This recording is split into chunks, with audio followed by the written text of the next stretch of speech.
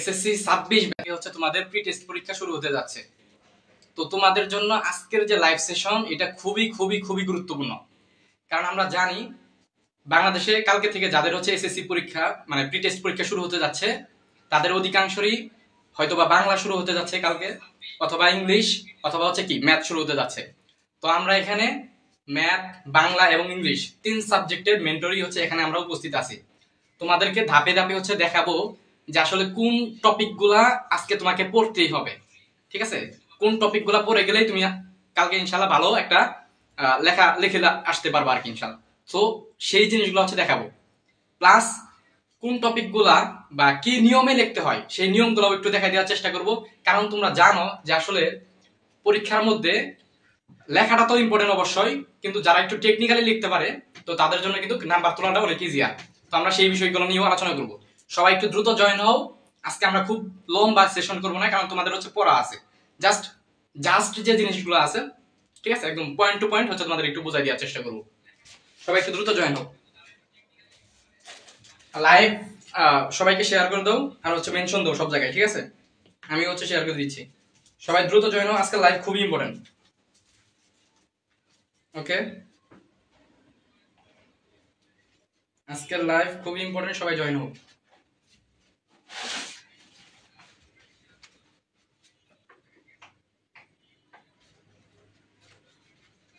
ওকে,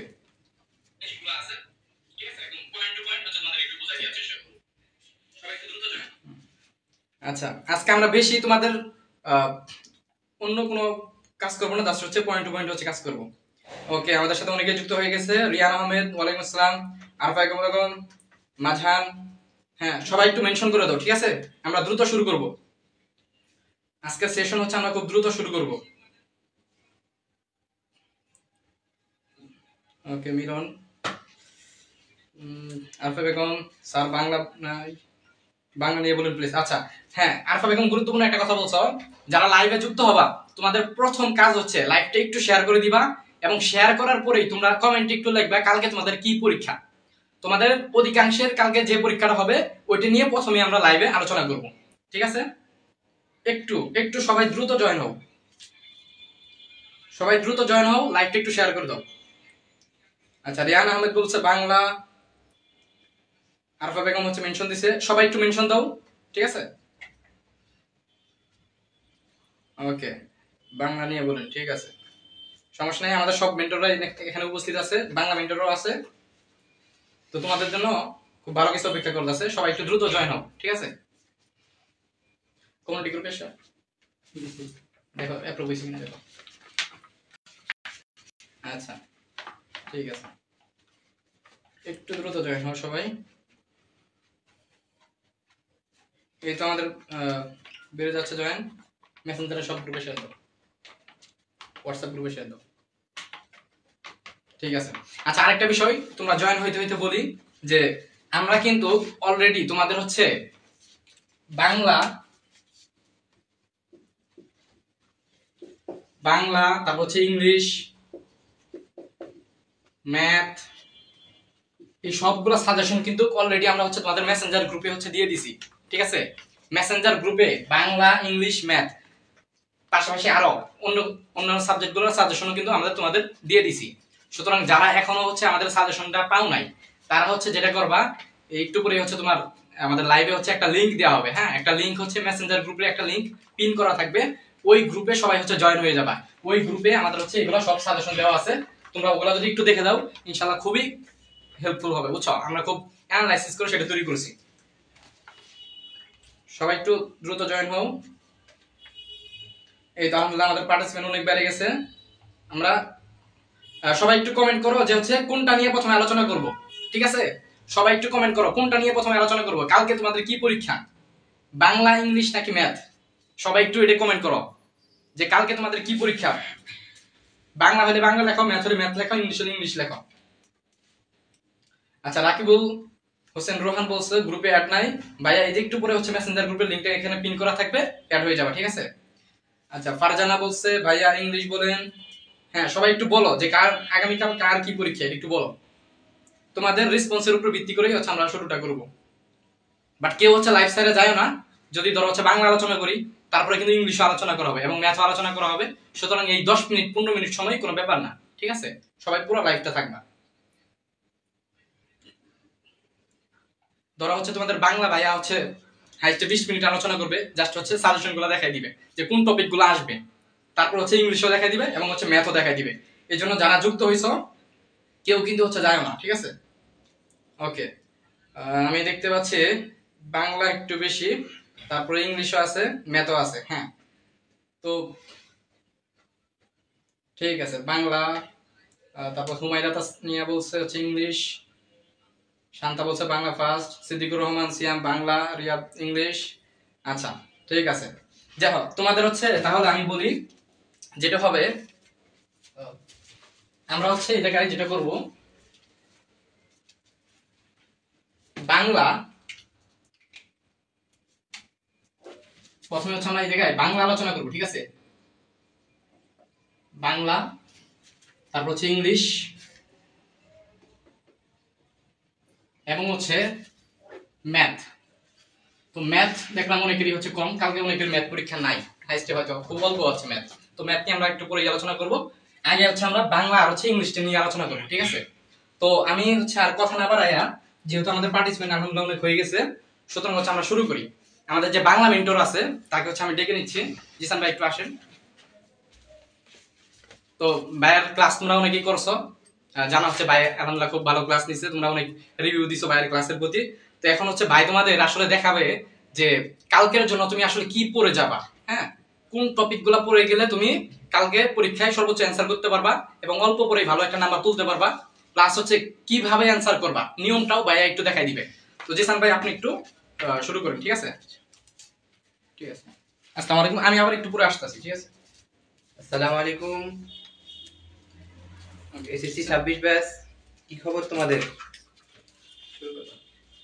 তোমাদের সাথে আজকে বেশি কথা বলার কোনো সময় নেই, কারণ হচ্ছে তোমাদের কালকেই পরীক্ষা, আজকে বেশি সময় নেব না। তো তোমাদের সাথে যে বিষয়ে আলোচনা করবো সেটা হচ্ছে বাংলা প্রথম পত্র, ঠিক আছে? বাংলা প্রথম পত্র দেখো, আসসালামু আলাইকুম। ওয়ালাইকুম আসসালাম।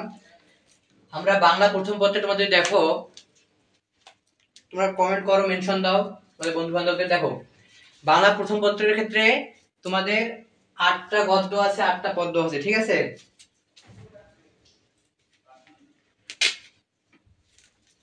তো বাংলা প্রথম পত্রের মানবন্টন তো জানো, তাই না? গদ্য থেকে 2টা, পদ্য থেকে 2টা সৃজনশীল এবং হচ্ছে একটা ইচ্ছে মতো, মোট 5টা সৃজনশীল দিতে হবে। 5 10 50। আর হচ্ছে তোমাদের যে উপন্যাস আছে 1971, ওখান থেকে 2টা বড় প্রশ্ন, মানে সৃজনশীল টাইপই বলা যায় ওটাকে, 7 3 10 এভাবে, মোটে 70 মার্কের লিখিত, ঠিক আছে?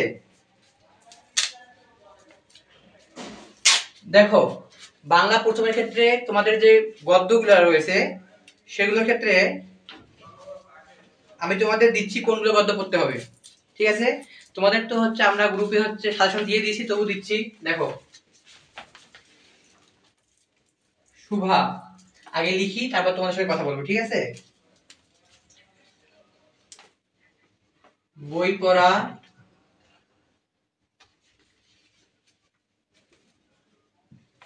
মানুষ মোহাম্মদ সাল্লাল্লাহু আলাইহি সাল্লাম, নিম গাছ, শিক্ষা ও মনুষ্যত্ব, ঠিক আছে? দেখো, তোমরা এগুলো একটু তোমাদের বইয়ে দাগাই নাও।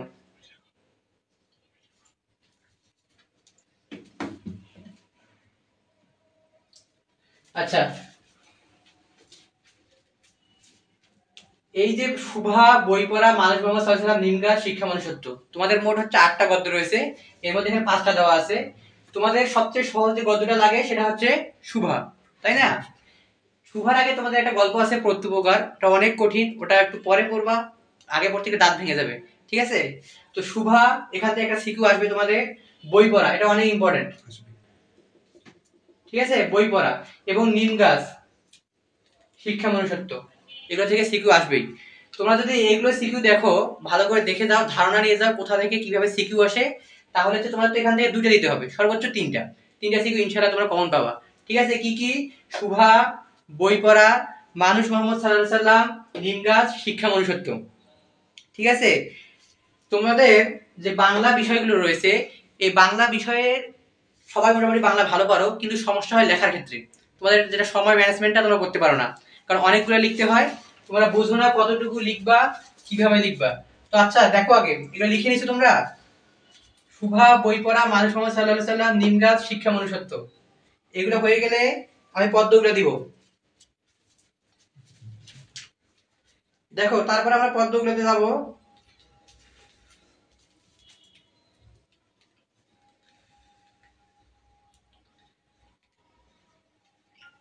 কপোতাক্ষ নদ, এগুলো লেখা হলে সিডি কমেন্ট করো।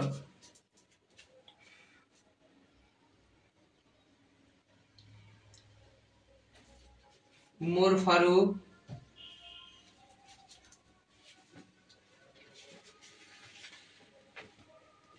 সেই দিন এই মাঠ,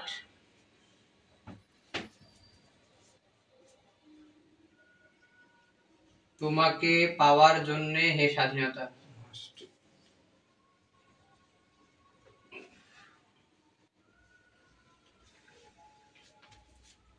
তোমাদের পদ্ম আছে 8টা মোট, এখান থেকে আমি তোমাদের 4টা দিলাম, ঠিক আছে? এর মধ্যে এইটা কিন্তু খুবই গুরুত্বপূর্ণ, সেই দিন এই মাঠ আর তোমাকে পাওয়ার জন্য স্বাধীনতা। ঠিক আছে?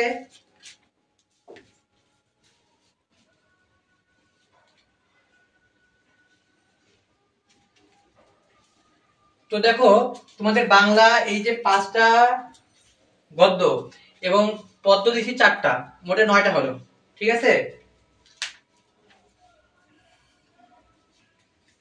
এবং হচ্ছে একটা উপন্যাস 1971, একটাই উপন্যাস, এটা পড়তেই হবে। ঠিক আছে? তোমাদের আমি এখন খুব তাড়াতাড়ি কয়েকটা জিনিস বলে দিব। আগে এখান থেকে কিভাবে সৃজনশীল আসে সেটা বলবো, কোন কোন টপিকে হবে সৃজনশীল আসে। তারপরে খুবই কম সময়ের মধ্যে সৃজনশীল তোমরা কিভাবে লিখবা, কিভাবে লিখলে তোমরা নম্বর বেশি পাবা, সেই ক্ষেত্রে বলে দিব। ঠিক আছে? দেখো, তোমাদের হচ্ছে এখন আমি বলবো প্রথমে শুভা থেকে কোন কোন টপিকের উপর সৃজনশীল আসে। আমি যদি শুভা গল্পটা তোমাদের কয়েক সেকেন্ডে বলতে চাই, কি বলবো? যে শুভা হচ্ছে বাণীকণ্ঠের ঘরের ছোট্ট একটি মেয়ে, তাই না? এবং কি শুভার নাম কি? সুভাষিনী। সুভাষিনী অর্থ কি? যার ভাষা মিষ্টি, ভাষা সুন্দর। কিন্তু তখনও কেউ জানতো না যে শুভা বড় হয়ে একজন বাক প্রতিবন্ধী হবেন। শুভা যদিও বাক প্রতিবন্ধী, তার পিতা বাণীকণ্ঠ, মনে রাখবা এই টপিকটা, তার পিতা বাণীকণ্ঠের তেমন কোনো সমস্যা ছিল না। সে শুভাকে একটু বেশি আদর করতেন, ভালোবাসতেন। কিন্তু সমস্যা ছিল তার মায়ের ক্ষেত্রে। তার মা কি বলছিল? যে শুভাকে তার গর্ভের কলঙ্ক মনে করছিল। তোমাদের একটা খুব অনুধাবনমূলক প্রশ্ন আসে যে তাহাকে গর্ভের কলঙ্ক বলিয়া জ্ঞান করিতেন কেন, বুঝিয়া লেখো। ঠিক আছে? এটা শুভাকে বলা হয়েছে, শুভার মা বলছিল। এর পরবর্তীতে শুভার কি হয়েছে? শুভা দেখো, যখন আত্মীয় স্বজন, বন্ধু বান্ধব থেকে অবহেলা পেল, শুভা তার যে আনন্দ সময় কাটানোর সাথী হিসেবে বেছে নিল কাকে? প্রকৃতিকে। প্রকৃতির কোলাহল, নদীর কুলকুল শব্দ, বাতাসের প্রতিধ্বনি, সবকিছু শুভার মনে যেন একটা আঁচড় কেটে গেল। ঠিক আছে? এছাড়া শুভার কি হলো বলতো? শুভার 2টা সঙ্গী ছিল, সর্বশী এবং পাঙ্গুলি। আচ্ছা, তোমাদের একটা প্রশ্ন বলি, তোমরা তো উত্তর দিবে কমেন্টে। ঠিক আছে? শুভা প্রতিদিন কতবার করে গোয়াল ঘরে যেত? এর উত্তর দাও। শুভা কতবার করে, এটা আসে তোমাদের নবীর থেকে খুব আসে, গোয়াল ঘরে যেত? 1 2 3 4। এর উত্তর কত হবে তোমরা কমেন্ট করো, এবার আমার কথা শুনতে থাকো। ঠিক আছে? উত্তরটা কমেন্ট করবা। শুভা কতবার করে দৈনিক গোয়াল ঘরে যেত? 1 2 3 4। ঠিক আছে? কমেন্ট করবা তোমরা। সাব্বির রহমান 3 বার, হ্যাঁ ধন্যবাদ। শিবলি রহমান রামিম 3 নাম্বার, হ্যাঁ সুন্দর আছে। লিখে দিলে ভালো হয়, তাহলে আবার লিখে নিতাম। হ্যাঁ লিখে দিচ্ছি তো। আর গল্পগুলো যদি তোমরা লিখে লিখে পড়াতে চাই সবগুলো, তাহলে তো এখন সম্ভব না, তাই না? কারণ আমাকে তোমাদের 5টা গদ্য, 4টা পদ্য সময় বলতে হবে, সবকে আভার দিতে হবে। হ্যাঁ 3 বার, রিয়াদ 3 বার, হ্যাঁ তোমাদের ঠিক আছে, তোমার অনেক সুন্দর প্রিপারেশন নিচ্ছে, বোঝা যাচ্ছে। তো দেখো, শুভার তারপর কি হলো? শুভা যখন প্রকৃতিকে সঙ্গী হিসেবে নিল, দেখো আমি তোমাদের কয়েকটা বিষয় লিখে দিচ্ছি। শুভার পিতার ব্যবহার, মায়ের অবহেলা,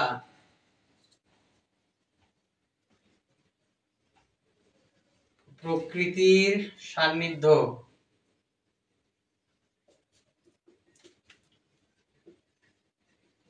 প্রতাপ। দেখো তোমাদের যে সৃজনশীল এই বিষয়গুলোর উপরে রাখবে, ঠিক আছে। দেখো আমি এটা বলছি, পিতার ব্যবহার কেমন ছিল সুভার প্রতি? পিতা মোটেই অসন্তুষ্ট ছিলেন না, বরং সুভাকে একটু বেশি ভালোবাসতেন। এবং কি মায়ের অবহেলা বললাম, যে গর্ভের কলঙ্ক বলতেন, সুভাকে দেখতে পারতেন না। এবং প্রকৃতির সান্নিধ্য বললাম, সুভার সময় পেলে প্রকৃতির ধারে বসতেন, পূর্ণিমার রাত, পূর্ণিমার চাঁদ তাকে সঙ্গ দিত। প্রতাপ, প্রতাপ সম্পর্কে তোমাদের একটা প্রশ্ন আসে যে প্রতাপ কাদের ছেলে? প্রতাপ কিন্তু গোসাইদের ছোট্ট ছেলে। তোমাদের একটা খুব অনুধাবনমূলক প্রশ্ন আসে যে প্রতাপকে কেন সরকারি সম্পত্তি বলা হয়? ঠিক আছে, লিখে এটা ভালো করে পড়বা। প্রতাপকে কেন সরকারি সম্পত্তি বলা হয়? দেখো প্রতাপকে কেন সরকারি সম্পত্তি বলা হয়, কেন বলতো? প্রতাপ নিজের পরিবারের কোনো কাজ করতো না, তার বাবা মার কথা শুনতো না, খুবই ধূর্তপনা ছেলে ছিল। সে নিজের কাজ করতো না, কিন্তু কার কোথায় কার বিয়েতে কি করতে হবে, কার পানি বইতে হবে, এসব কিছু প্রতাপ খুব ভালো করে করতো। এই জন্য প্রতাপকে বলা হয় সরকারি সম্পত্তি। সুভার সাথে প্রতাপের একটা আলাদা সম্পর্ক ছিল, তাই না? একটা আলাদা বন্ধুত্বপূর্ণ সম্পর্ক ছিল। প্রতাপ সুভাকে কি বলে ডাকতো বলতো? প্রতাপ সুভাকে কি বলে ডাকতো? প্রতাপ সুভাকে কি বলে ডাকতো? হ্যাঁ, কারণ সে কোনো কাজ করে না, কিন্তু সবার দরকার। হ্যাঁ, সাকিব খুব সুন্দর উত্তর দিছে।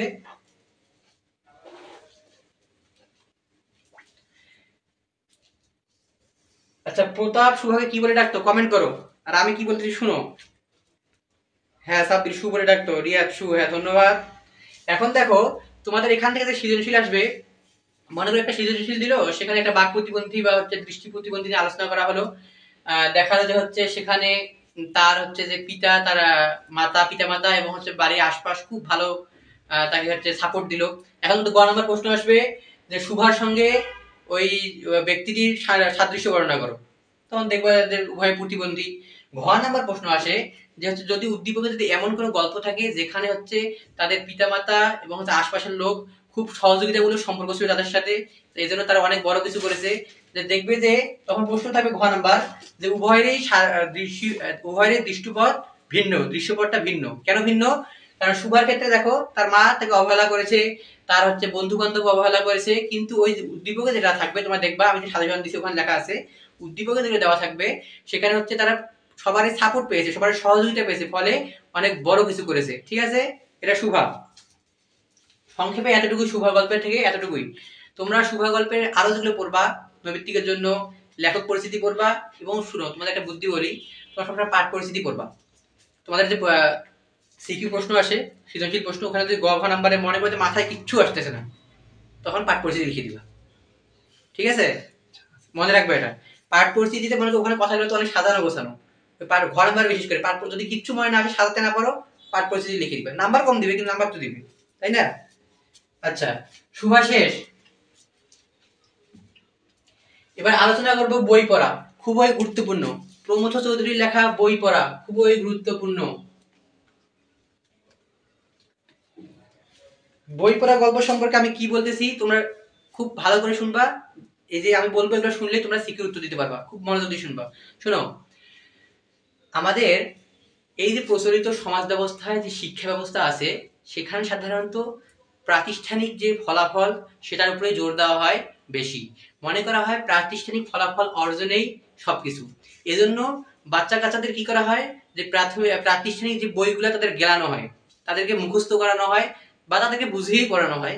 কিন্তু প্রমথ চৌধুরী প্রাবন্ধিক এই বই পড়া প্রবন্ধে দেখিয়েছেন, কি দেখিয়েছেন? তিনি দেখিয়েছেন যে হচ্ছে যারা শুধু প্রাতিষ্ঠানিক পড়াশোনা করে তারা শিক্ষিত হতে পারে, কিন্তু কখনোই স্বশিক্ষিত বা সুশিক্ষিত হতে পারে না।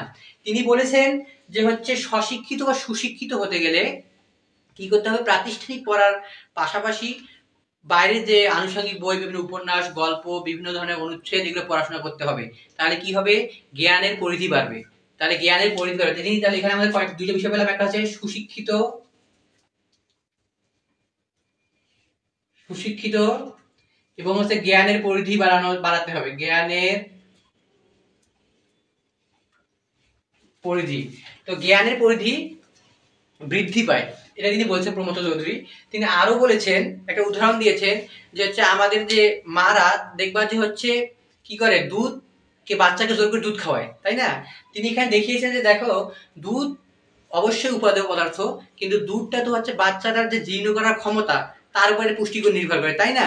ঠিক একইভাবে আমাদের কি হয়, বাচ্চা কাচ্চার উপর হচ্ছে আমাদের শিক্ষার্থীর উপর সরকার বলো বা শিক্ষা ব্যবস্থা বলো, একটা হচ্ছে তোমার বইয়ের একটা বড় কি বলে রাজ্য চাপিয়ে দিয়েছে। সে গিলতে পারুক আর না পারুক, এটা তাকে পড়তেই হবে।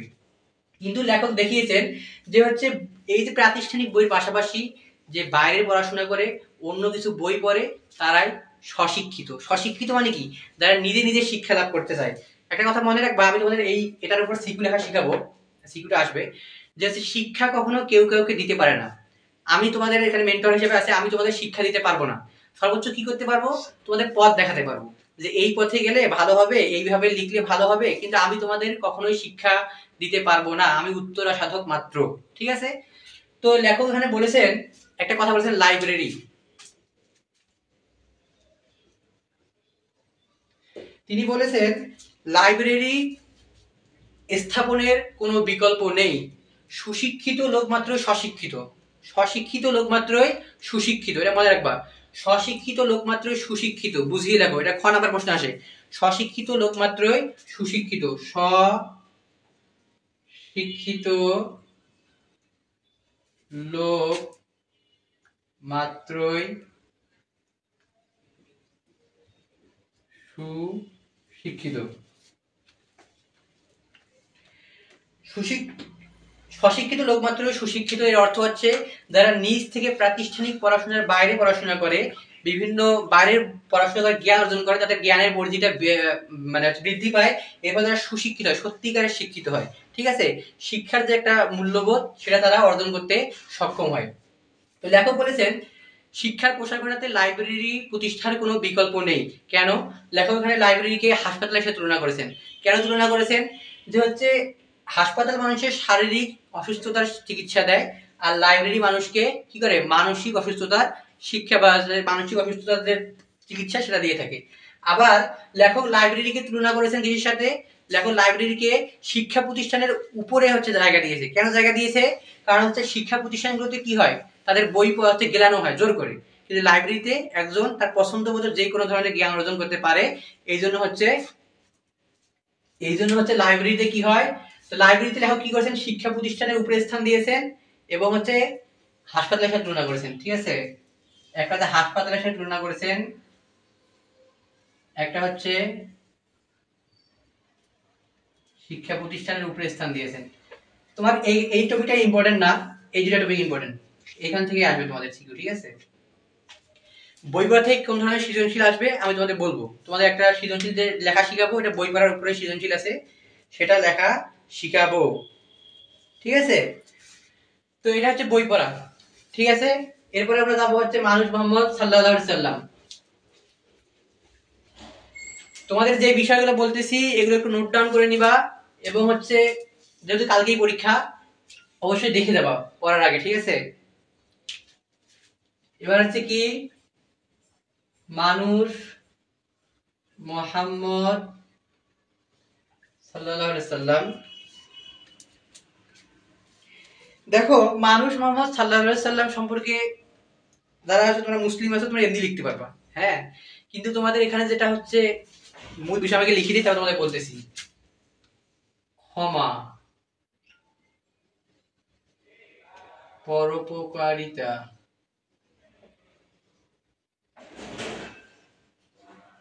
মহানুভবতা, সরলতা। দেখো, মানুষ মোহাম্মদ সাল্লাল্লাহু আলাইহি সাল্লামে তোমরা যদি দেখো সৈয়দ ওয়াজিদ আলীর লেখা গল্পে, প্রথমে দেখবা সেখানে হচ্ছে মানুষ মোহাম্মদ সাল্লাল্লাহু আলাইহি সাল্লামের যে মোহাম্মদ সাল্লাল্লাহু আলাইহি সাল্লামের মৃত্যু বা ওফাতের কাহিনী আছে। সেখানে হচ্ছে কি হয়, খুব সংক্ষেপে বলে তোমরা শুধু শুনবা। ঠিক আছে? মনোযোগ সহকারে শুনবা। কিন্তু সেখানে কি হয়, যখন হচ্ছে মানুষ বলতে থাকে যে মোহাম্মদ মারা গেছে, মোহাম্মদ মারা গেছে, তখন হচ্ছে ওমর ফারুক কি করেন, নাঙ্গা তরবারি নিয়ে, নাঙ্গা মানে কি উলঙ্গ তরবারি নিয়ে বের হন এবং বলেন যে বলবে মোহাম্মদ মারা গেছে তার গর্দান যাবে। এই সময় আবু বকর রাদিয়াল্লাহু তাআলা আনহু কি করেন, তিনি হচ্ছে মঞ্চ আমাদেরকে মঞ্চ বলে উচ্চ জায়গার উপর দাঁড়ান, দাঁড়িয়ে বলেন যে হচ্ছে যে মোহাম্মদের পূজা করতো সে জানুক মোহাম্মদ মারা গেছে, আর যে আল্লাহর পূজা করতো সে জানুক তিনি অবিনশ্বর। ঠিক আছে, তারপর দেখবা যে মোহাম্মদ সাল্লাল্লাহু সাল্লাম তিনি খুবই সরল জীবনযাপন করতেন। তার যে হচ্ছে তোমার হচ্ছে তার হচ্ছে একটা সৌন্দর্য বর্ণনা দেওয়া আছে, ওটা পড়বা, ওখান থেকে তোমাদের নৈবিত্তিক আসে, তার চোখ কেমন, তার আকৃতি কেমন, তার চুলগুলো কেমন ছিল, এটা পড়বা। ঠিক আছে, এবং তোমাদের এর পরবর্তীতে দেখবা তায়েফের ঘটনা আছে। কিসের ঘটনা? তায়েফের ঘটনা। তায়েফের ময়দানে কি হয়েছে? মোহাম্মদ সাল্লাল্লাহু আলাইহি সাল্লামকে কাফেররা কি করেছে? পুস্তার আঘাত করেছে, মানে পাথর দিয়ে আঘাত করেছে। এবং মনে করো পাথর দিয়ে আঘাত করার পর তিনি রক্তাক্ত হয়ে গেছেন, রক্তে সারা শরীর রঞ্জিত। এরপরে তারা এই কাফেররা আবার কি করেছে? তুলে দিয়েছে। তুলে দিয়ে যখন আবার আরেকটু আগিয়েছে, আবার তারাই হচ্ছে আবার কি করেছে? পাথর দিয়ে আঘাত করেছে। এভাবে কয়েকবার পাথর দিয়ে আঘাত করেছে। এরপরেও তিনি বলেছেন তারা বুঝে না, আল্লাহ তাদেরকে হেদায়েত দান করো। ঠিক আছে, এই যে তাদের হচ্ছে কি মহানুভবতা প্রকাশ পেয়েছে এখানে। কি প্রকাশ পেয়েছে? মহানুভবতা। এবং হচ্ছে তাদেরকে কখনোই তাদের জন্য হচ্ছে আল্লাহর কাছে অভিশাপ কামনা করেনি, তাদের হচ্ছে হেদায়েত চেয়েছে। ঠিক আছে, আবার দেখবা ক্ষমার ক্ষেত্রে তোমার কোন গল্পটা আছে? যেগুলো হচ্ছে মক্কা বিজয়ের যে কাহিনী তোমাদের আছে, যখন হচ্ছে রাসূল সাল্লাল্লাহু আলাইহি ওয়াসাল্লাম দেখলেন যে হচ্ছে মক্কাতে আর হচ্ছে ইসলাম প্রচারের অনুকূল পরিবেশ নেই, তখন সৃষ্টিকর্তার আদেশে তিনি হিজরত করলেন মদিনায়। ঠিক আছে, মদিনা থেকে তিনি যখন মক্কা বিজয় করে আসলেন, যখন হচ্ছে কাফেরদের পরাজিত করলেন, তখন কি হলো? তখন তিনি বললেন আজকে তোমাদের উপর আমার কোনো অভিযোগ নেই। ঠিক আছে, তোমাদের সবাইকে তিনি সাধারণ একটা ক্ষমা ঘোষণা করলেন। এই যে ক্ষমার কত বড় একটা গুণ। এবার পরপরিতা এবং সরলতা, তিনি সরল জীবনযাপন করতেন এবং তিনি সকলের উপকারে আসছেন। ঠিক আছে, তোমরা দেখবা একটা তোমাদের হচ্ছে গল্পের শেষের দিকে একটা অন্ধ লোকের কাহিনী রয়েছে। ঠিক আছে, এটা পড়ে নিবা। তিনি একটু হচ্ছে বিরক্ত বোধ হয়েছিলেন, পরে তিনি হচ্ছে তার কাছে ক্ষমা চেয়েছেন।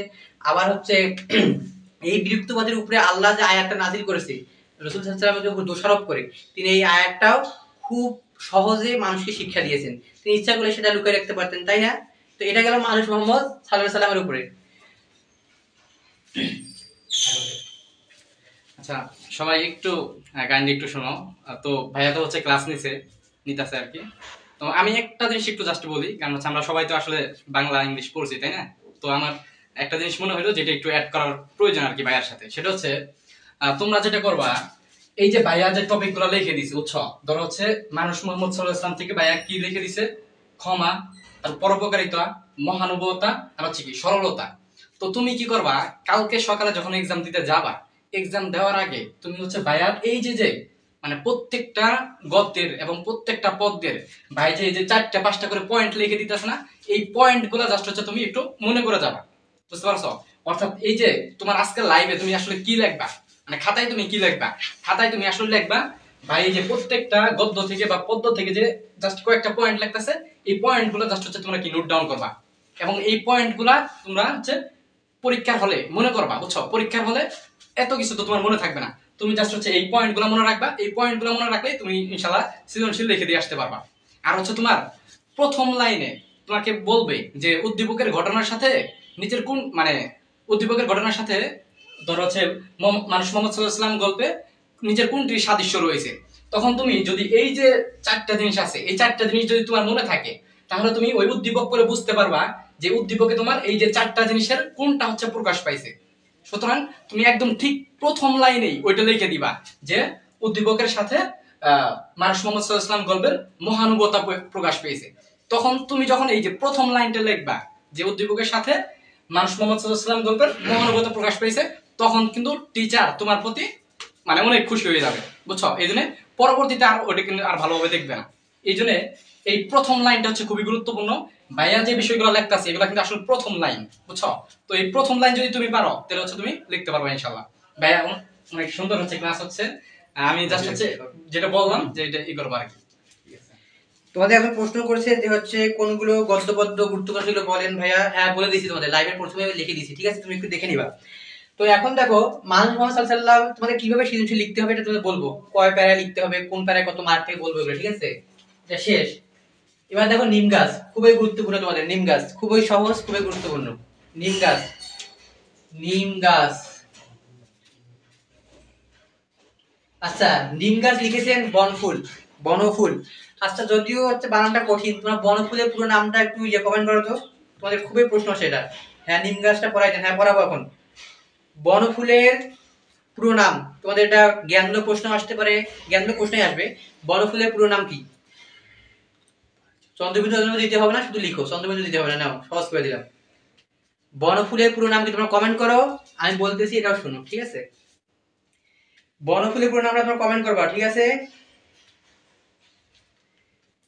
আসলে তোমাদের যে বনফুল, এটা আছে কি বলা যায়, পদ্যিক গদ্য, মানে পদ্যকারে গদ্য। এই বনফুলি আসলে সম্পূর্ণ কবিতাটায় রূপক অর্থে লেখা, ঠিক আছে? কবি একটা জিনিসকে রূপক ধরে সেটাকে কবি নিজের মতো বর্ণনা করেছেন।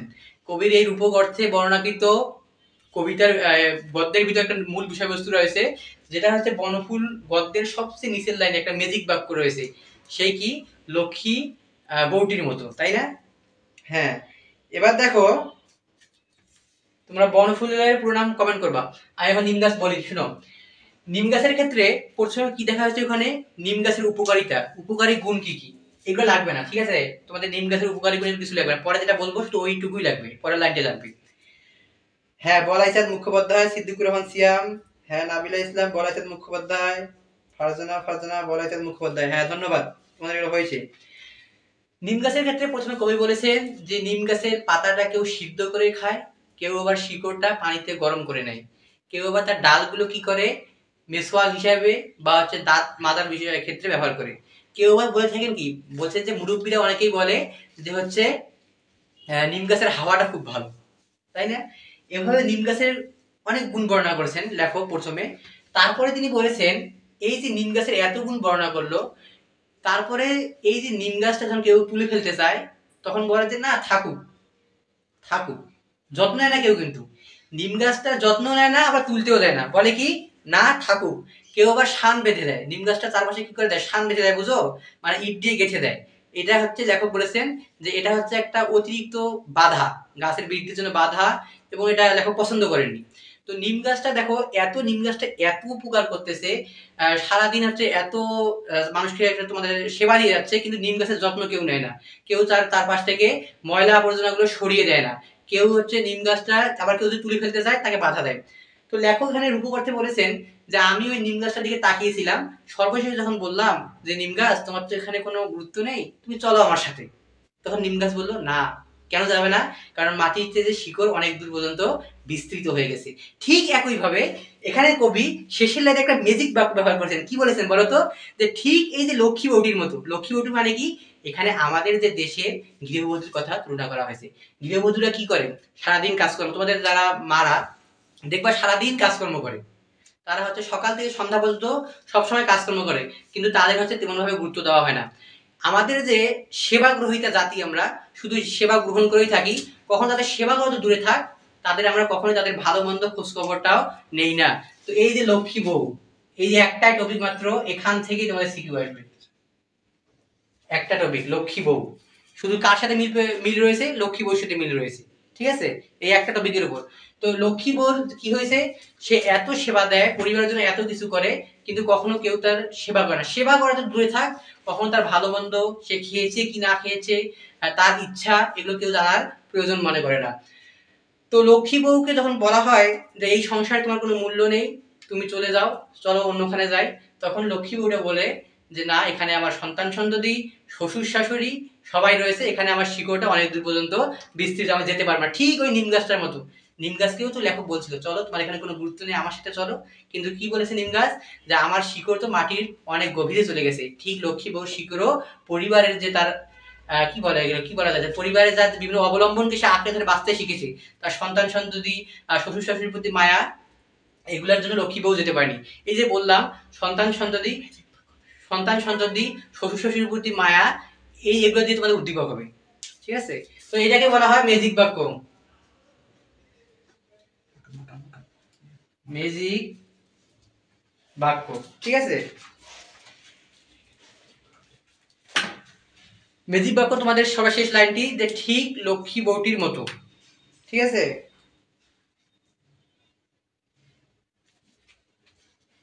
তো অনেকেই বলাইতেন মুখোপাধ্যায় কমেন্ট করেছো, ঠিক তোমাদের যে সর্বশেষ লাইন দেখবা যে কি লেখা আছে, এরকম মনে হয় লেখা আছে, ঠিক লক্ষ্মী বউটির মতো বালাই না বালাইছেন মুখোপাধ্যায়। আচ্ছা, নিম্নার শেষ, এবার শিক্ষা ও মনুষ্যত্ব। তোমাদের বেশি সময় নেওয়া যাবে না, কারণ পরীক্ষা তোমাদের দরজায় টোকা দিচ্ছে, ঠিক আছে?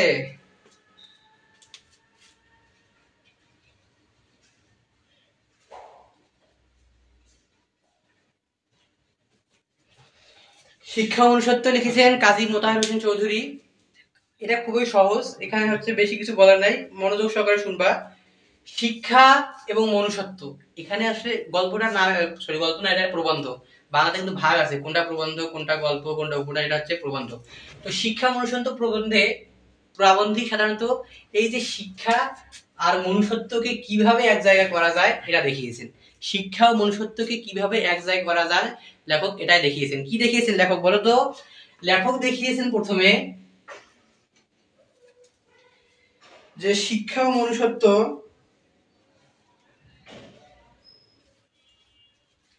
হামজা বলেছে Zishan Adnan sir next Bangla class কোন দিন হবে? দ্বিতীয় পত্রের আগের দিন। আচ্ছা দেখো, শিক্ষা মনুষ্যত্ব কি দেখেছেন? তিনি বলেছেন যে হচ্ছে মানুষের জীবনকে দুইটা সিঁড়ির সঙ্গে তুলনা করেছেন। একটা হচ্ছে জীব সত্তা, একটা হচ্ছে মানব সত্তা। জীব সত্তাকে নিচের সিঁড়ি, মানব সত্তাকে উপরের সিঁড়ি। এই যে একতলা থেকে আরেক তলায় উঠার যে হচ্ছে সিঁড়ি হিসেবে তিনি কল্পনা করেছেন শিক্ষাকে, ঠিক আছে? তিনি শিক্ষাকে কল্পনা করেছেন কি হিসাবে? সিঁড়ি হিসাবে। তো এখানে শিক্ষা মনুষ্যত্ব প্রবন্ধে প্রথম যেটা লেখক বলেছেন, অন্য চিন্তা, অন্য চিন্তা থেকে মুক্তি, শিক্ষার মাধ্যমে মূল্যবোধ সৃষ্টি। আচ্ছা তোমরা বলো তো, তোমাদের এখান থেকে একটা তোমাদের প্রবন্ধের নৈবেদ্যিকগুলো কিন্তু কঠিন হয়, এটা মনে রাখবা, ঠিক আছে? এবং তোমাদের এটাও জানো যে হচ্ছে বাংলার ক্ষেত্রে নৈবেদ্যিক কখনো খুবই কম হচ্ছে রিপিট হয়, মানে দেখা যায় যে একটা নৈবেদ্যিক দুইবার আসছে, এরকম খুব কম হয়, ঠিক আছে? তো দেখো তোমাদের যেটা বলতেছি, তোমাদের একটা নৈবেদ্যিক বলতেছি, আমরা তোমরা শুনো যে হচ্ছে শিক্ষা মনুষ্যত্বে প্রবন্ধে মানুষের মুক্তির কয়টি পথ বলেছেন? কমেন্ট করো। শিক্ষা ও মনুষ্যত্ব প্রবন্ধে লেখক বা প্রাবন্ধিক মানুষের মুক্তির কয়টি পথের কথা বলেছেন? সবাই কমেন্ট করো, অপশন দিতে হবে, অপশন 1 2 3 4, ঠিক আছে? শিক্ষা মনুষ্যত্ব প্রবন্ধে প্রাবন্ধিক মানুষের মুক্তির কয়টি পথের কথা বলেছেন? কমেন্ট করো এবং আমার কথা শুনো। তো লেখক বলেছেন যে মানুষ শুধু শিক্ষিত হলে হবে না, তাকে যেটা শিক্ষার আসল যে জিনিস, যে মূল্যবোধ সৃষ্টি, এটা করতে হবে। শিক্ষার উদ্দেশ্য কখনো জ্ঞান বিতরণ নয়, মনে রাখবা, শিক্ষার উদ্দেশ্য জ্ঞান বিতরণ নয়, শিক্ষার উদ্দেশ্য মূল্যবোধ সৃষ্টি। তোমরা তোমাদের একটা জিনিস বলি তোমাদের মনে রাখার জন্য, যে হচ্ছে দোতলা ঘরের সঙ্গে তুলনা করে না, আমি বলছি মানুষের মুক্তির কয়টি পথের কথা বলেছেন। তাহলে দেখো, আমাদের দেশে তো অনেক শিক্ষিত লোক আছে, তাই না? তোমরা দেখো, তোমরা এখন অনেক বড় হয়েছো, অনেক কিছু বুঝতে শিখেছো, অনেক বড় বড় কি বলা যায় পদে অনেক শিক্ষিত বিসিএস ক্যাডাররা, তার চেয়ে বড় পিএইচডি ধারীরা বসে আছেন। তারা কিন্তু সকলে শিক্ষিত, নিঃসন্দেহে শিক্ষিত, তাদের সকলের সার্টিফিকেট আছে। এবং হচ্ছে তারা শিক্ষিত হওয়ার পরে আমাদের দেশে কি দুর্নীতি কমে গেছে? কখনো কমে গেছে? দুর্নীতি কমে যায়নি। কেন বলো তো? কারণ তারা শিক্ষিত, কিন্তু শিক্ষার যে মূল্যবোধ তা সেটা ধারণ করতে পারেনি, ঠিক আছে? এখানে এই জন্য প্রাবন্ধিক বলেছেন যে এই যে অন্য চিন্তা বা অর্থ চিন্তা, অন্য চিন্তা বা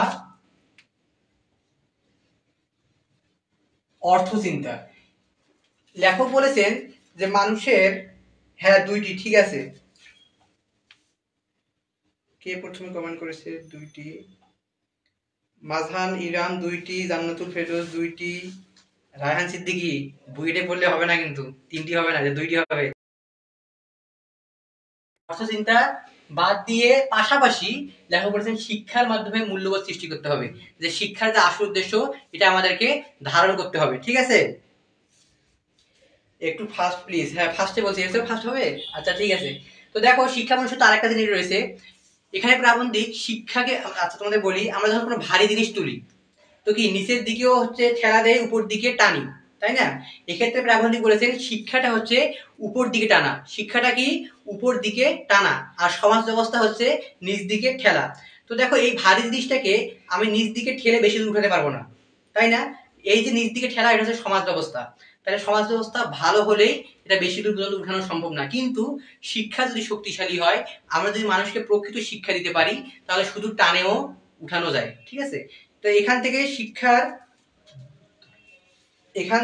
শিক্ষার হচ্ছে এই দুইটা তোমার মনে রাখবে, একটা হচ্ছে অর্থচিন্তা থেকে মুক্তি, আর একটা শিক্ষা যেটা মূল মূল্যবোধ সৃষ্টি। এই দুটো টপিকই পড়ো ভালো করে, ঠিক আছে?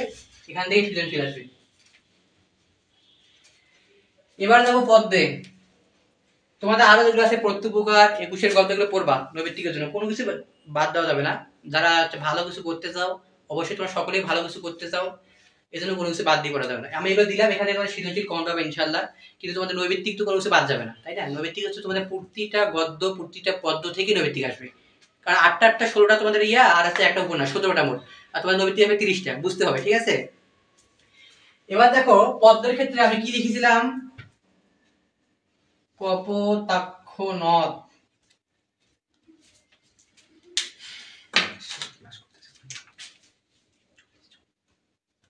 সেই দিন এই মাঠ, ওমর ফারুক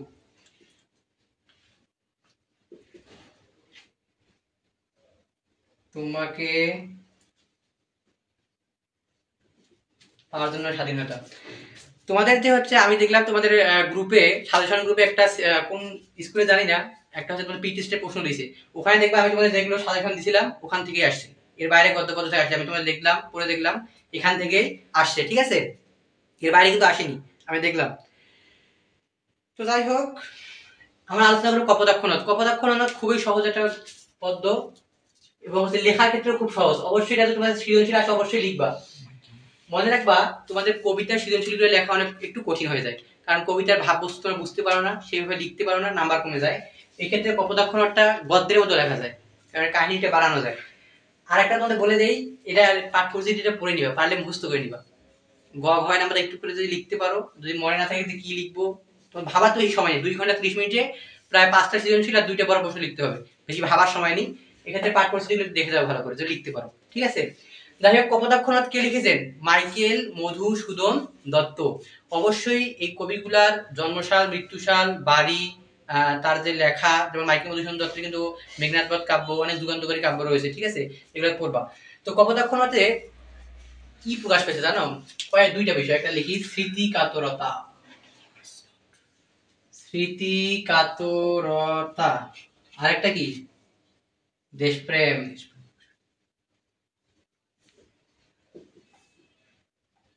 ফেরার আকুতি,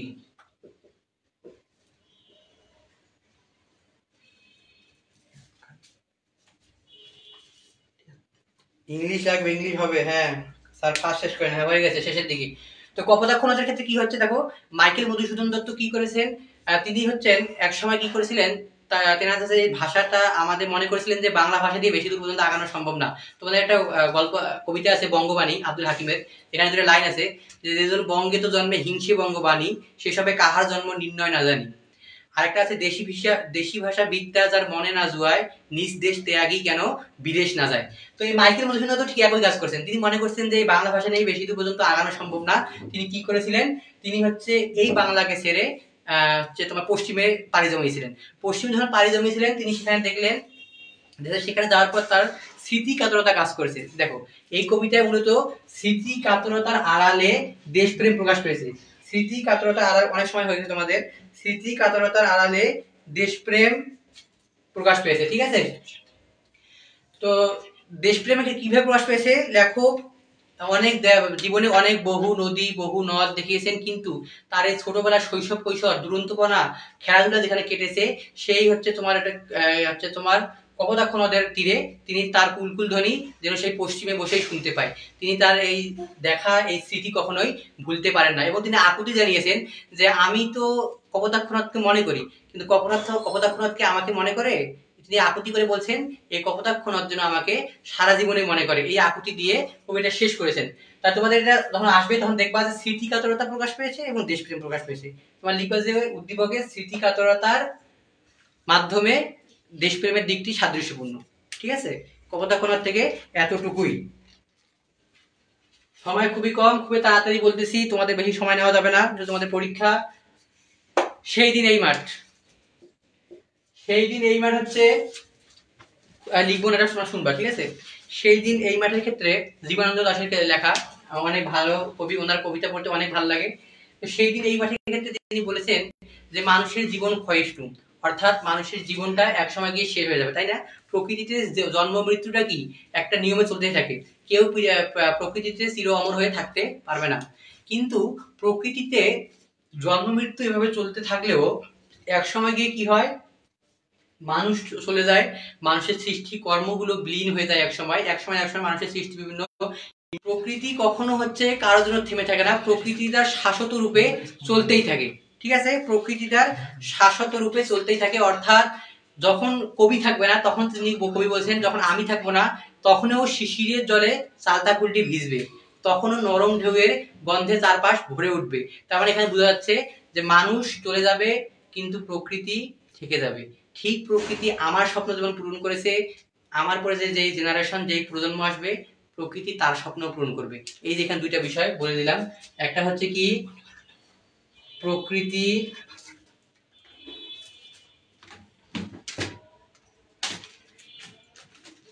প্রকৃতির চিরায়ত নিয়ম, চিরায়ত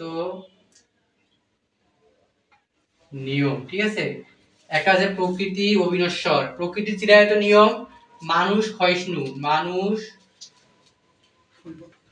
ক্ষয়িষ্ণু, এবং হচ্ছে আরেকটা বিষয় কি প্রকৃতি স্বপ্ন ধারণ করে, প্রকৃতি স্বপ্ন পূরণ করে যাবে। এই তিনটা বিষয়, এই গল্প, এই কবিতাটা খুবই ইম্পর্টেন্ট, সেই দিনে এইবার, ঠিক আছে? এবার ওমর ফারুক, এটা শেষ। এবার বলবো ওমর ফারুক। ওমর ফারুকের ক্ষেত্রে শুধু বলবো, এটা তোমাদের খুবই নতুন এডিশন, তোমাদের ক্ষেত্রে নতুন যুক্ত হয়েছে ওমর ফারুক। ওমর ফারুকের এখানে ওমর ফারুকের চারিত্রিক মাহাত্ম্যতা প্রকাশ পেয়েছে। কি প্রকাশ পেয়েছে শুনবা শুধু, ঠিক আছে? চারিত্রিক মাহাত্ম্যতার মধ্যে সরলতা, লিখি দিই, সরলতা, ন্যায় পরায়ণতা, সাম্যতা।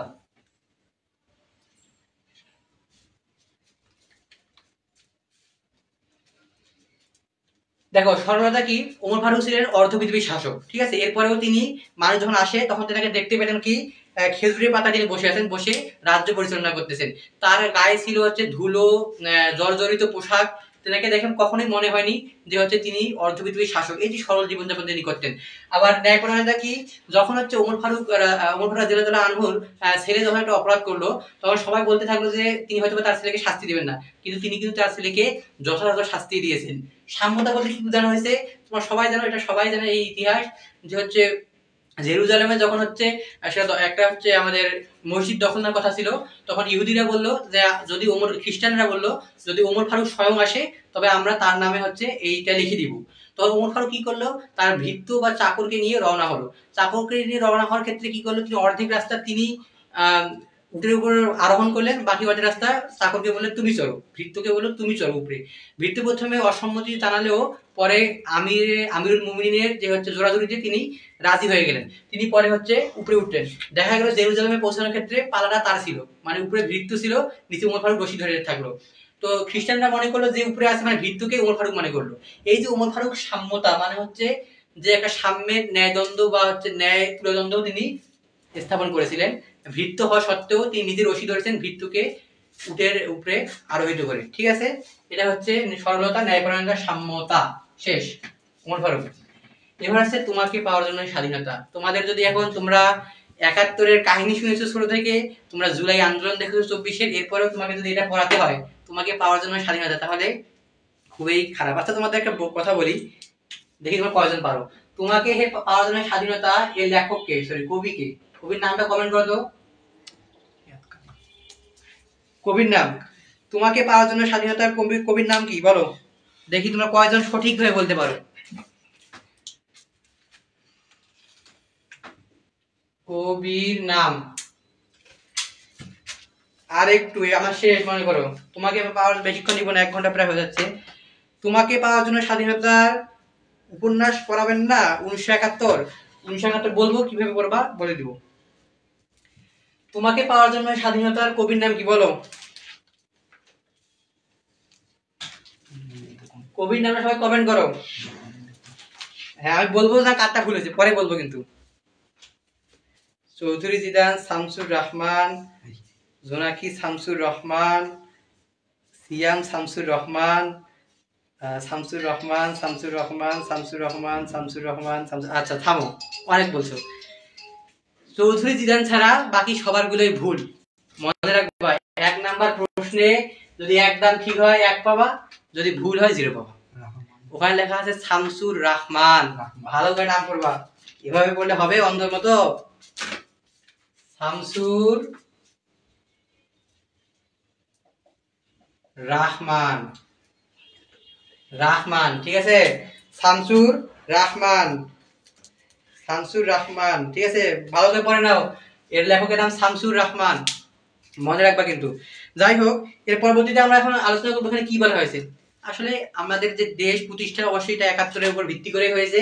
তো 71 সালে যে পাকিস্তানি বাহিনীর বর্বরতা, এটাই সাধারণত এখানে প্রকাশ পেয়েছে। কি প্রকাশ পেয়েছে বলছে, তোমাকে পাওয়ার জন্য স্বাধীনতা সকিনা বিবির কপাল ভাঙলো, স্মৃতি সিঁদুর মুছে গেল হরিদাসী।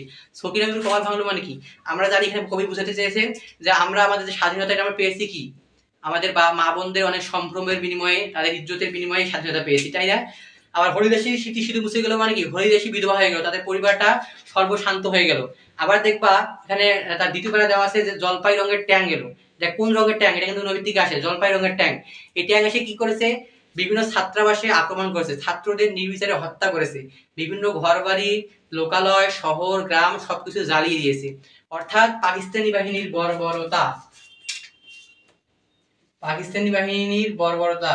এখানে একটা খুবই গুরুত্বপূর্ণ লাইন রয়েছে যে পাকিস্তানি বাহিনীর বর্বরতার উপর যে বোবা প্রাণীও যে তার উপর হচ্ছে ক্ষেপে গিয়েছিল, তার প্রমাণ হচ্ছে যে ভগ্ন স্তূপের উপর দাঁড়িয়ে একটি কুকুরও আর্তনাদ করেছে। এইখান থেকে বোঝা যায় যে পাকিস্তানি বাহিনীর বর্বরতার বিরুদ্ধে বোবা প্রাণীও প্রতিবাদ করেছে। কি বলতো, ভগ্ন স্তূপে দাঁড়িয়ে কুকুরটিও আর্তনাদ করেছে। আবার কি হয়েছে, মোল্লাবাড়ির বউটি বিধবা হয়েছে, বিধবা হয়ে ঘরের খুঁটি ধরে তাকিয়ে থাকে উদাস মনে। তার মানে সে তার সর্বশান্ত হারিয়েছে, তার ছেলে মেয়ে, তার সংসার সবকিছু হারিয়ে সে তাকিয়ে রয়েছে কারো অপেক্ষায়, কিন্তু জানে না সে আসবে কি আসবে না। পরে দেখবা যে বিভিন্ন জনের মৃত্যুর কথা লেখা আছে। তো মূলত এই তোমাকে পাওয়ার জন্য স্বাধীনতায়, মানে স্বাধীনতা পেতে আমরা কি কি হারিয়েছি, এসব কিছুই প্রকাশ পেয়েছে এই গল্পে। ঠিক আছে, তো তোমাদের এখানে এতটুকুই। আজ আমি তোমাদের এখন বলবো যে তোমরা কিভাবে উপন্যাসটা করবা। উপন্যাসটা তোমাদের পড়াবো না, কারণ তোমাদের অনেক বয়োজ্যেষ্ঠ হয়ে গেছো, তোমরা বলতেছো অন্য ক্লাসও করবা, বলে দিচ্ছি তোমাদের ভালো করে শুনবা। তোমাদের উপন্যাসের ক্ষেত্রে 2টা প্রশ্ন আসবে, মানে 2টা প্রশ্ন লিখতে হবে। একটা থাকবে 3 মার্কের প্রশ্ন, একটা থাকবে 7 মার্কের প্রশ্ন। একটা থাকবে 3 মার্কের প্রশ্ন, একটা থাকবে 7 মার্কের প্রশ্ন। ঠিক আছে, 3 মার্কের প্রশ্ন, 7 মার্কের প্রশ্ন। স্যার সময় নিয়ে শেষ করে দেন। হ্যাঁ শেষ করে দিচ্ছি, দেখো। তো এই ক্ষেত্রে তোমরা একটু পড়বা, আমি তোমাদের কিছু প্রশ্ন দিচ্ছি সাজেশন দেখবো উপন্যাসের, ওই প্রশ্নগুলো পড়বা। আর উপন্যাস যেহেতু হচ্ছে তোমাদের যখন আসবে 7 মার্ক মানে কি, অনেক কিছু লিখতে হবে। একদম পুরো ইতিহাসটা যতটুকু তোমাদের মনে থাকবে ওই প্রশ্নের ভিত্তি করে ততটুকু লিখে দিবা। ঠিক আছে, তোমাদের আলোচনাটা শেষ আমার মনে তো আর 7 মিনিট সময় আছে, 1 ঘন্টা শেষ হতে। তো আমি তোমাদের সৃজনশীল লেখাটা 7 মিনিটের মধ্যে বলে দিই। ঠিক আছে, তোমাদের ক নাম্বারে থাকে জ্ঞানমূলক প্রশ্ন। জ্ঞানমূলক প্রশ্ন অবশ্যই 1 লাইনে উত্তর দিবা। যেমন মনে করো যে তোমাকে পাওয়ার জন্য স্বাধীনতা গল্পটি কে লিখেছেন, শামসুর রহমান, 1 লাইন, শেষ।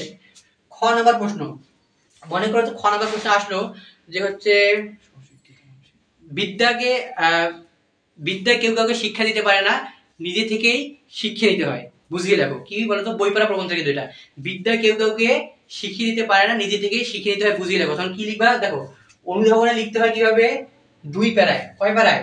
2 প্যারায়। কিভাবে দেখো, প্রথমে লিখবা যে বিদ্যা কেউ কাউকে শিক্ষা দিতে পারে না, নিজে থেকে শিখে নিতে হয় বলতে কি বুঝিয়েছেন, বলতে বুঝিয়েছেন যে বিদ্যা কখনো শিক্ষক কখনো বিদ্যা দিতে পারে না, তিনি উত্তর সাধক মাত্র। এই যে একটা প্যারা হলো যে শিক্ষক কখনো বিদ্যা দান করতে পারে না, তিনি উত্তর সাধক মাত্র, এই কথাটি বুঝিয়েছেন, এটা এক প্যারা। এরপরে এর নিচে একটু নিচে আরেকটা প্যারা লিখবা তার উপর ভিত্তি করে। যেমন হচ্ছে মনে করো শিক্ষক শুধুমাত্র পথ দেখাতে পারেন, এবারে যাতে শিক্ষক তোমাদের পথ দেখাতে পারেন, তার ভিতরে যে বুদ্ধিবৃত্তি সেটাকে জাগিয়ে তুলতে পারেন, কৌতূহলকে জাগিয়ে তুলতে পারেন। কিন্তু প্রকৃতপক্ষে শিক্ষা অর্জন করতে হলে শিক্ষার্থীকেই কি করতে হয়, নিজে থেকেই আগ্রহী হতে হয়, তা না হলে কখনোই প্রকৃত শিক্ষা অর্জন করা সম্ভব না।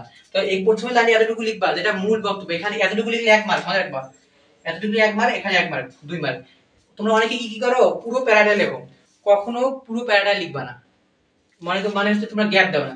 দেখো একটা পরীক্ষকের কাছে প্রায় 250-300 খাতা যায়। এখন তুমি যদি এখানে ভাই রচনা লিখে রাখো, আমি যদি পরীক্ষক হতাম আমারও মেজাজ খারাপ হতো, আমি কখন তোমার এখানে উত্তর খুঁজবো? আর তুমি যখন এইটা আমাকে বলে দিছো যে এখান থেকে কি বোঝানো হয়েছে, তখন আমি বুঝে নিব তুমি এখানে কত ভালো লিখবে কত খারাপ লিখবে। তখন আমি এখানে চোখ দিয়ে বুঝবো তোমার ভুল কোথায় তোমার ঠিক কোথায়।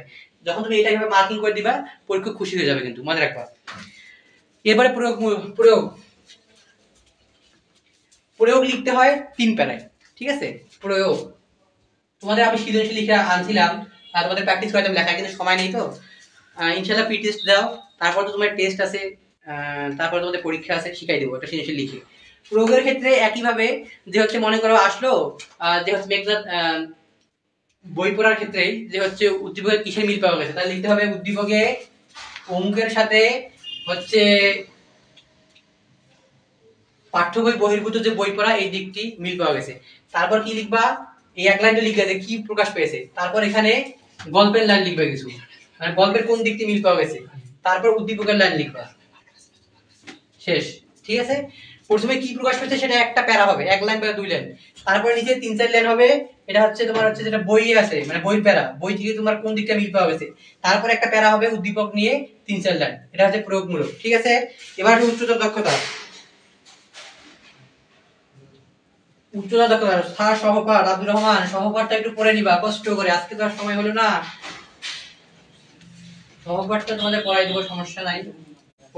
আসলো উদ্দীপক কি মূল গল্পের সম্পূর্ণ ধারণ করে? তো সম্পূর্ণ ভাব ধারণ করেনি, উক্তিটি যথার্থ। লেখার পর উদ্দীপকও না বইও না, তোমার নিজের মাথায় কিছু লিখতে হবে। মনে করো বই পড়ার ক্ষেত্রে তোমার এখানে এতটুকু 2 লাইন, 2 লাইন বা 3 লাইন প্যারাটা কি লিখবে বই পড়ার ক্ষেত্রে, এভাবে লিখতে পারো। বলে দেই যে হচ্ছে বই হচ্ছে বহুকালের বহু গ্রন্থকারকের জ্ঞানলব্ধ লেখা দিয়ে রচিত একখানা বই, যেটা পড়লে মানুষ স্বশিক্ষিত হতে পারে, এবং স্বশিক্ষিত লোক মাত্রই সুশিক্ষিত। এই বই মানুষকে শেখায় কিভাবে পথ চলতে হয়, বই মানুষকে আলোর দিকে নির্দেশ করে। এই যে কয়েক লাইন, মানে এটা উদ্দীপক থেকেও না বই থেকেও না, তোমার মূল একদম মাথা থেকে বাইর করে এখানে 2-3 লাইন লেখার চেষ্টা করবা। ঠিক আছে? এটা যখন লিখলা, তারপরে তোমার হচ্ছে ইয়া থেকে কিছু লিখবা, উদ্দীপক থেকে কিছু লেখার পর প্রায় 3-4 লাইন উদ্দীপক থেকে লিখবা। তারপর গল্প থেকে লিখবা 3-4 লাইন। গল্প থেকে এটা লিখবা যদি আসে এরকম যে মূল ভাব ধারণ করেছে কিনা, সেক্ষেত্রে উদ্দীপকের সাথে যতটুকু মিল আছে ততটুকু লিখবা। তারপরে লিখবা যে এছাড়াও ওই বই পড়া প্রবন্ধে এটা ছাড়া লেখক অনেক কিছু প্রকাশ করেছেন। ঠিক আছে? কি কি প্রকাশ পেয়েছেন, মনে করো যদি মানুষ মোহাম্মদ সাল্লাল্লাহু আলাইহি ওয়াসাল্লাম হয়, শুধু ক্ষমার দিকটা প্রকাশ পায়, তো পরে লিখবা যে এখানে ক্ষমা ছাড়াও প্রবন্ধে সৈয়দ মুওয়াজ্জেজ আলী প্রকাশ পেয়েছে মহানুভবতা, সরলতা, একটু তায়েফের ঘটনা দিলা, একটু ওই অন্ধ লোকের ঘটনাটা দিলা, এইভাবে লিখলে শেষ। এরই মাধ্যমে শেষ হলো তোমাদের আজকের সেশন। সবাই ভালো করে পড়বা, ভালো করে পরীক্ষা দেবে। হ্যাঁ, মানে বাংলা শেষ হলো, আমারটা শেষ হবে কিন্তু। শুভকামনা সবার জন্য, দোয়া থাকলো, ভালো করে পরীক্ষা দিয়ে কালকে এসে বলবা কেমন পরীক্ষা হলো। ভালো থাকো, আসসালামু আলাইকুম। ওয়ালাইকুম আসসালাম জিসান ভাই। আচ্ছা, এখন সবাই একটা জিনিস আমাকে একটু কনফার্ম করো যে আসলে তোমার আজকে তোমাদের ম্যাথ লাগবে কিনা। আমার যতটা মনে হইতাছে যে বেশির মানে আজকে ম্যাথ খুব কম এক্সাম, কালকে ইংলিশটা হচ্ছে বেশি, তাই না? সবাই একটু বলো তো, আমি চাইতাছি যে হচ্ছে আজকে এখন এই যে পুরো ক্লাসটা হচ্ছে ইংলিশটাই কন্টিনিউ হোক, নাকি ম্যাথও কি লাগবে কিনা সবাই একটু বলো। শুধু ইংলিশই কন্টিনিউ হবে নাকি ম্যাথও লাগবে, একটু সবাই বলো তো, সবাই একটু কমেন্ট করো। ম্যাথ কি আজকে লাগবে নাকি হচ্ছে খালি ইংলিশ পড়াই দিব?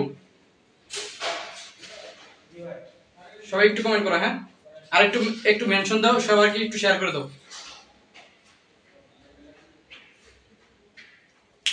কমেন্ট একটু দেরিতে আসছে, সবাই একটু কমেন্ট করো তো যে ম্যাথ কি আজকে লাগবে নাকি। ওকে, আচ্ছা দেখো আমি যতটা মনে করতেছি ইংলিশই হচ্ছে, সবাই কমেন্ট করতেছে ইংলিশ। আচ্ছা, অনেকে বলতেছে দুইটাই, ঠিক আছে। আচ্ছা, সবাই একটু বলো ইংলিশ কাদের লাগবে, একটু বলো। ইংলিশ বেশি হলে তাহলে ইংলিশ দিয়ে এখন ইংলিশ শুরু হবে। সবাই একটু কমেন্ট করো কোনটা লাগবে।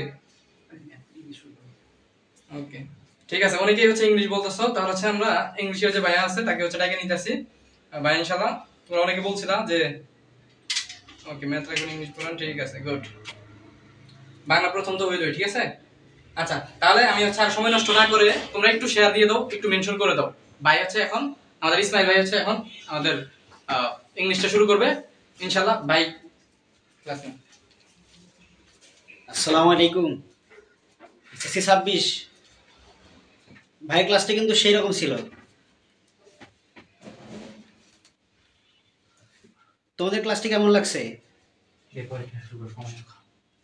ঠিক আছে, শোনো, যেহেতু কালকে সকালে তোমাদের পরীক্ষা, সেই জন্যে আজকে ইকরা পাঠশালা পরিবারের পক্ষ থেকে আমি তোমাদের জন্য শুধু ডায়ালগ এবং সেই সাথে যে রাইটিং সেকশনটা আছে এটার জন্য 100% কমন সাজেশন দেবো। কি বলছি ভাইয়া? 100% কমন সাজেশন দেবো। ঠিক আছে, চলো আমাদের সাথেই থাকো।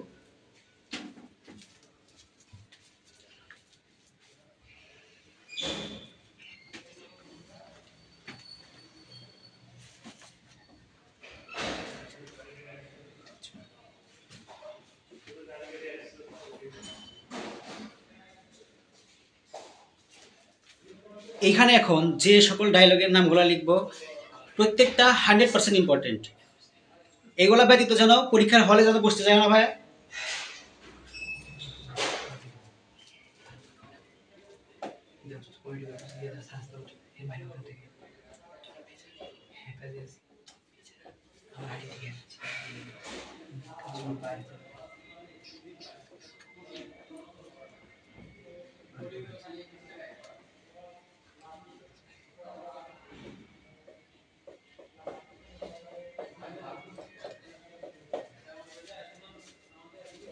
এটা 5 star. Importance of early rising, এটা 5 স্টার ভাই, এটা অবশ্যই দেখা যাবা।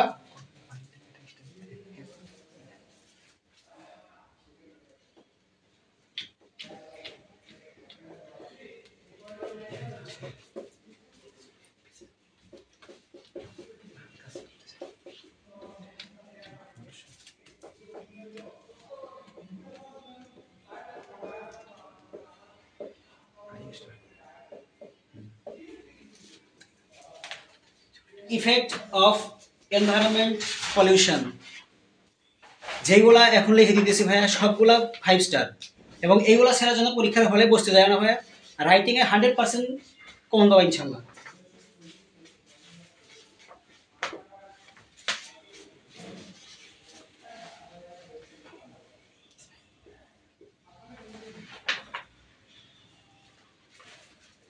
benefits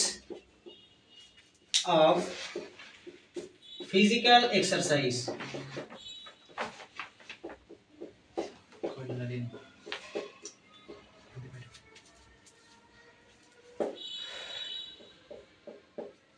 যেগুলো লিখে দিতেছি ভাইয়া সবগুলা 5 star.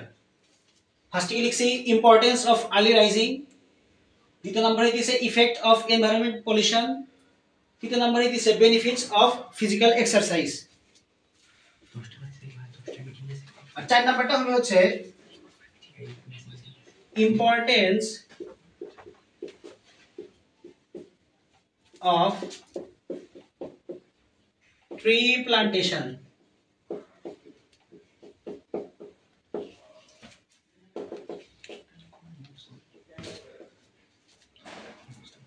Importance of tree plantation.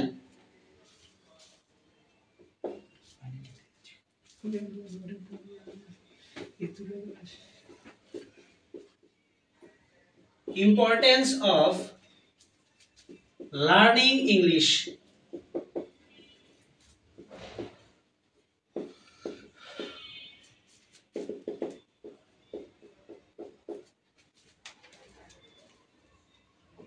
ধারাবাহিকতা দেখতেছো, ইম্পর্টেন্স অফ লার্নিং ইংলিশ, যেটা তোমার আগামীকাল পরীক্ষা। এটা না দেখে অবশ্যই পরীক্ষার হলে যাবে না। নিচে দিকে দেখা যাইতেছে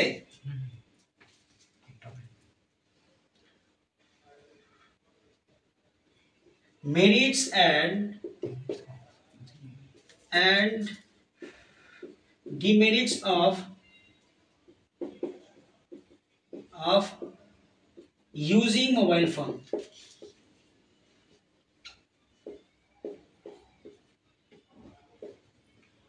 কিভাবে বলছি এটা 5 স্টার লিখে রাখো যে merits and demerits of using mobile phone এর সাথে জাস্ট একটা টোটাল এখানে 6টা লিখছি আর একটা আছে সেটা হইতেছে ফিউচার প্ল্যান।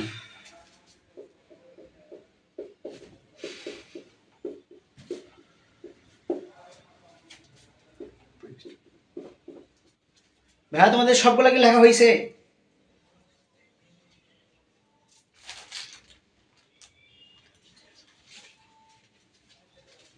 তোমাদের সবগুলা কি লেখা হয়েছে? যদি লেখা হয়ে থাকে তাহলে বলো সিডি। তোমাদের সময় অনেক কম, সেজন্য দ্রুত এবং কার্যকরী জিনিসগুলো দেখানোর জন্য তাড়াহুড়া করতেছি। যদি হয়ে থাকে তাহলে বলো যে ডান।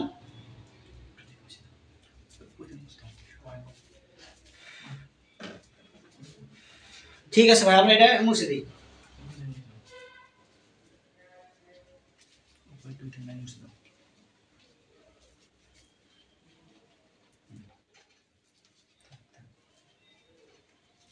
এখন তোমাদের যে সাজেশনটা দেব সেটা হচ্ছে স্টোরি রাইটিং এ।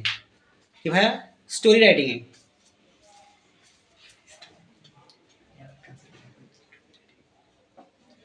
স্টোরি রাইটিং এটা কিন্তু খুবই ইন্টারেস্টিং একটা জিনিস, সেটা কি জানো? পরীক্ষার হলে একটা আসলে তুমি যদি হেডিংটা সুন্দরভাবে লিখতে পারো যে এটা আসলে কি, ভিতরে কি লিখছো, শিক্ষক কখনোই দেখে না। শুধুমাত্র হেডিংটা যদি সুন্দরভাবে ধরতে পারো যে এইটা আসলে কি, তাহলে শিক্ষক কখনোই দেখে না যে ভিতরে কি লিখছে, শুধু হেডিংটাই দেখে।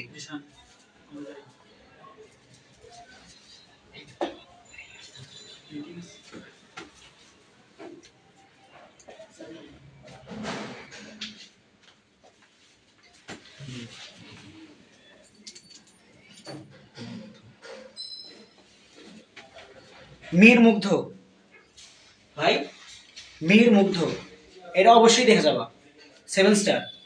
তারপরে আছে হচ্ছে the pint piper,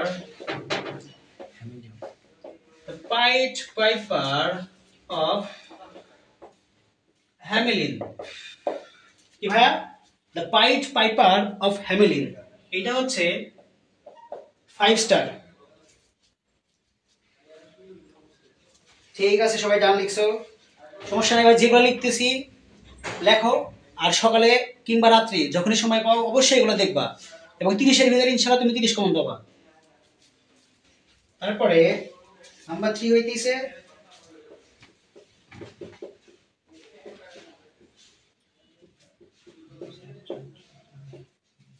thirsty ক্র।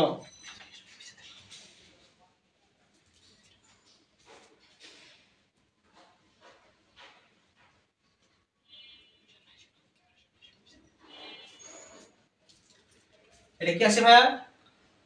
Thirsty ক্র, এটা 5 স্টার। আশা করি তোমাদের নিচের গুলো লেখা হয়ে গেছে, এগুলো মুছে দেই।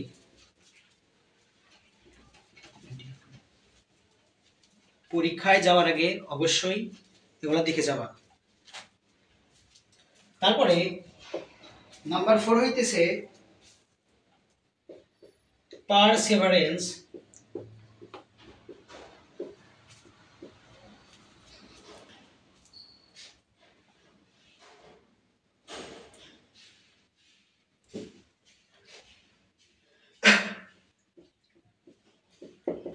is the key to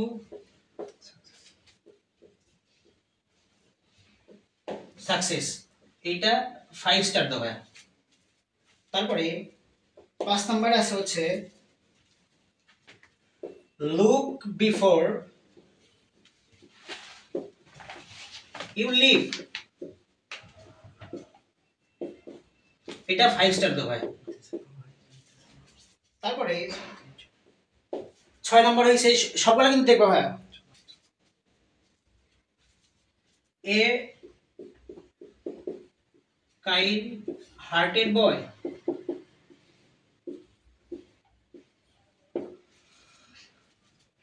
সবগুলো তোলা হয়েছে ভাইয়া? এইখানে আছে স্টোরি রাইটিং আছে 15, ডায়লগস আছে 15। এই 15 15 30। আর হ্যাঁ, তোমাদের জন্য আর 22 মার্কসের একদম কমন একটা সাজেশন, সেটা হইতেছে তোমরা যে সিন, যে আমাদের যে প্যাসেজগুলো থাকে ওইখান থেকে আমরা অনেক যাচাই বাছাই করে মাত্র একটা ইউনিট থেকে সবচাইতে গুরুত্বপূর্ণ যে লেসনটা আছে ওইটা আমরা অ্যাড করেছি। আশা করি তোমাদের এটা লেখা হয়েছে। যদি লেখা না হয়ে থাকে ভিডিও শেষে তোমরা এটা দেখে নিও।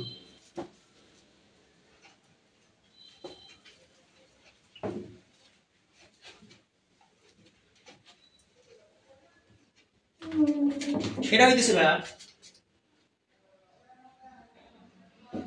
Scene part.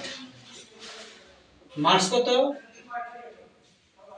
মার্কস হচ্ছে 22। মার্কস আছে কত? মার্কস আছে 22। ঠিক আছে, দেখো অবশ্যই খাতায় লিখে রাখো এগুলো। Unit 1 lesson 1, unit 1 lesson 1। তারপরে হইতেছে ইউনিট 2 লেসন 3। তারপর একটা হইতেছে ইউনিট 3 লেসন 5। ইউনিট 1 এর লেসন 1, ইউনিট 2 এর লেসন 3, ইউনিট 3 এর লেসন 5।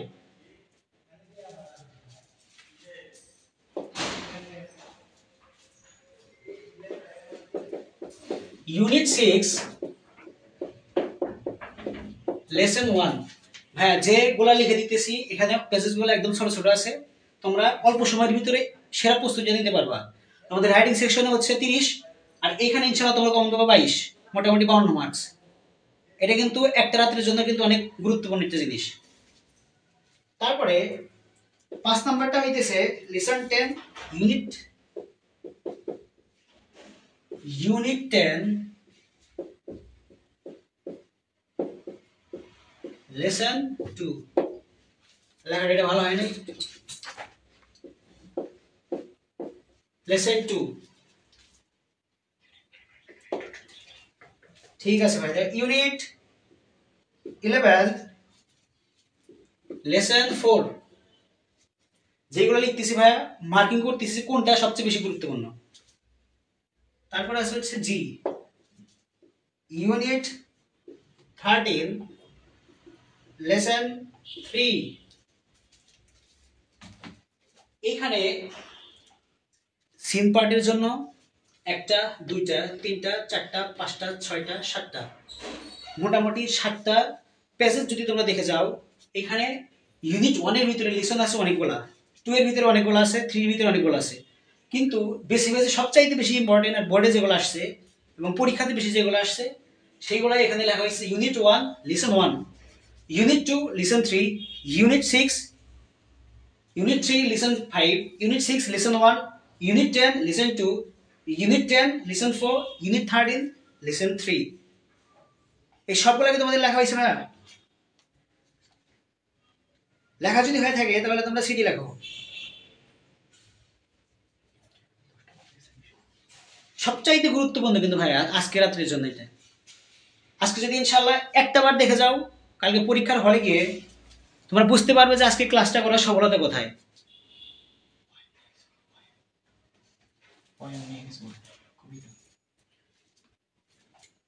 এটা তোলা হয়েছে তোমাদের ভাইয়া? আশা করি তোমাদের তোলা হয়েছে। হ্যাঁ, আর যেহেতু আজকে রাত অলরেডি 9:51 বেজে গেছে, 10টা বেজে গেছে, হয়তো বা তোমরা সর্বোচ্চ 1 ঘন্টা থাকতে পারবা। তো এখন তোমাদের আর বোঝা তৈরি করতে চাইতেছি না। যেগুলো এখানে লিখেছি 52 মার্কসের অ্যান্সার তোমাদের ইনশাল্লাহ হবে। সেই সাথে আমরা যে সাজেশনটা দিয়েছি ইংলিশ ফার্স্ট পেপারে, যে কমপ্লিটেড সাজেশনটা দেওয়া হয়েছে ভাইয়া, ওইটা জাস্ট একটা বার দেখে যাবা। উত্তরগুলা পাশেই দেওয়া আছে, অল্প সময়ের ভিতরে সবচেয়ে বেশি সুযোগ তোমরা পাবা। এখন আমার ক্লাসে এই বক শোনার চাইতেই যদি তোমরা ওই বইটা যদি খোলো, সাজেশনটা পিডিএফটা বের করো, ওইটা তুমি দেখো, সবচাইতে বেনিফিটেড তুমি হবা, কারণ ওইখানে তোমার উত্তরগুলো লেখা আছে, সবকিছু লেখা আছে। হ্যাঁ, আর এখানে দেখো মেসেঞ্জার লিঙ্কটা দেওয়া আছে, তোমরা অবশ্যই যোগ হয়ে যাবা। শুভকুমার দে ভাই, আদাব ভাই।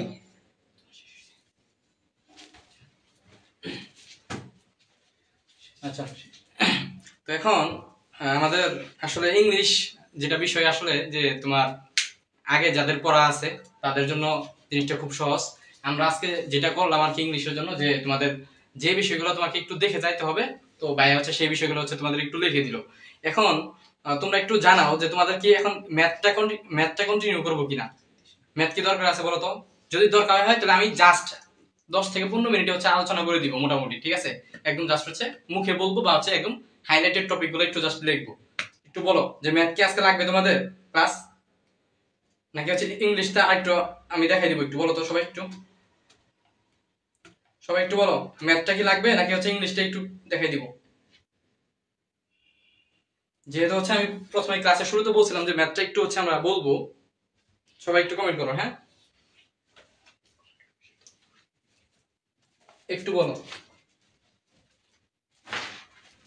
আচ্ছা, আরেকটা বিষয় হচ্ছে যে আমরা কিন্তু হচ্ছে আমাদের যে সাজেশন, বুঝছো, সাজেশন গুলো কিন্তু হচ্ছে আমাদের মেসেঞ্জার গ্রুপে হচ্ছে পিন করা আছে সবকিছু।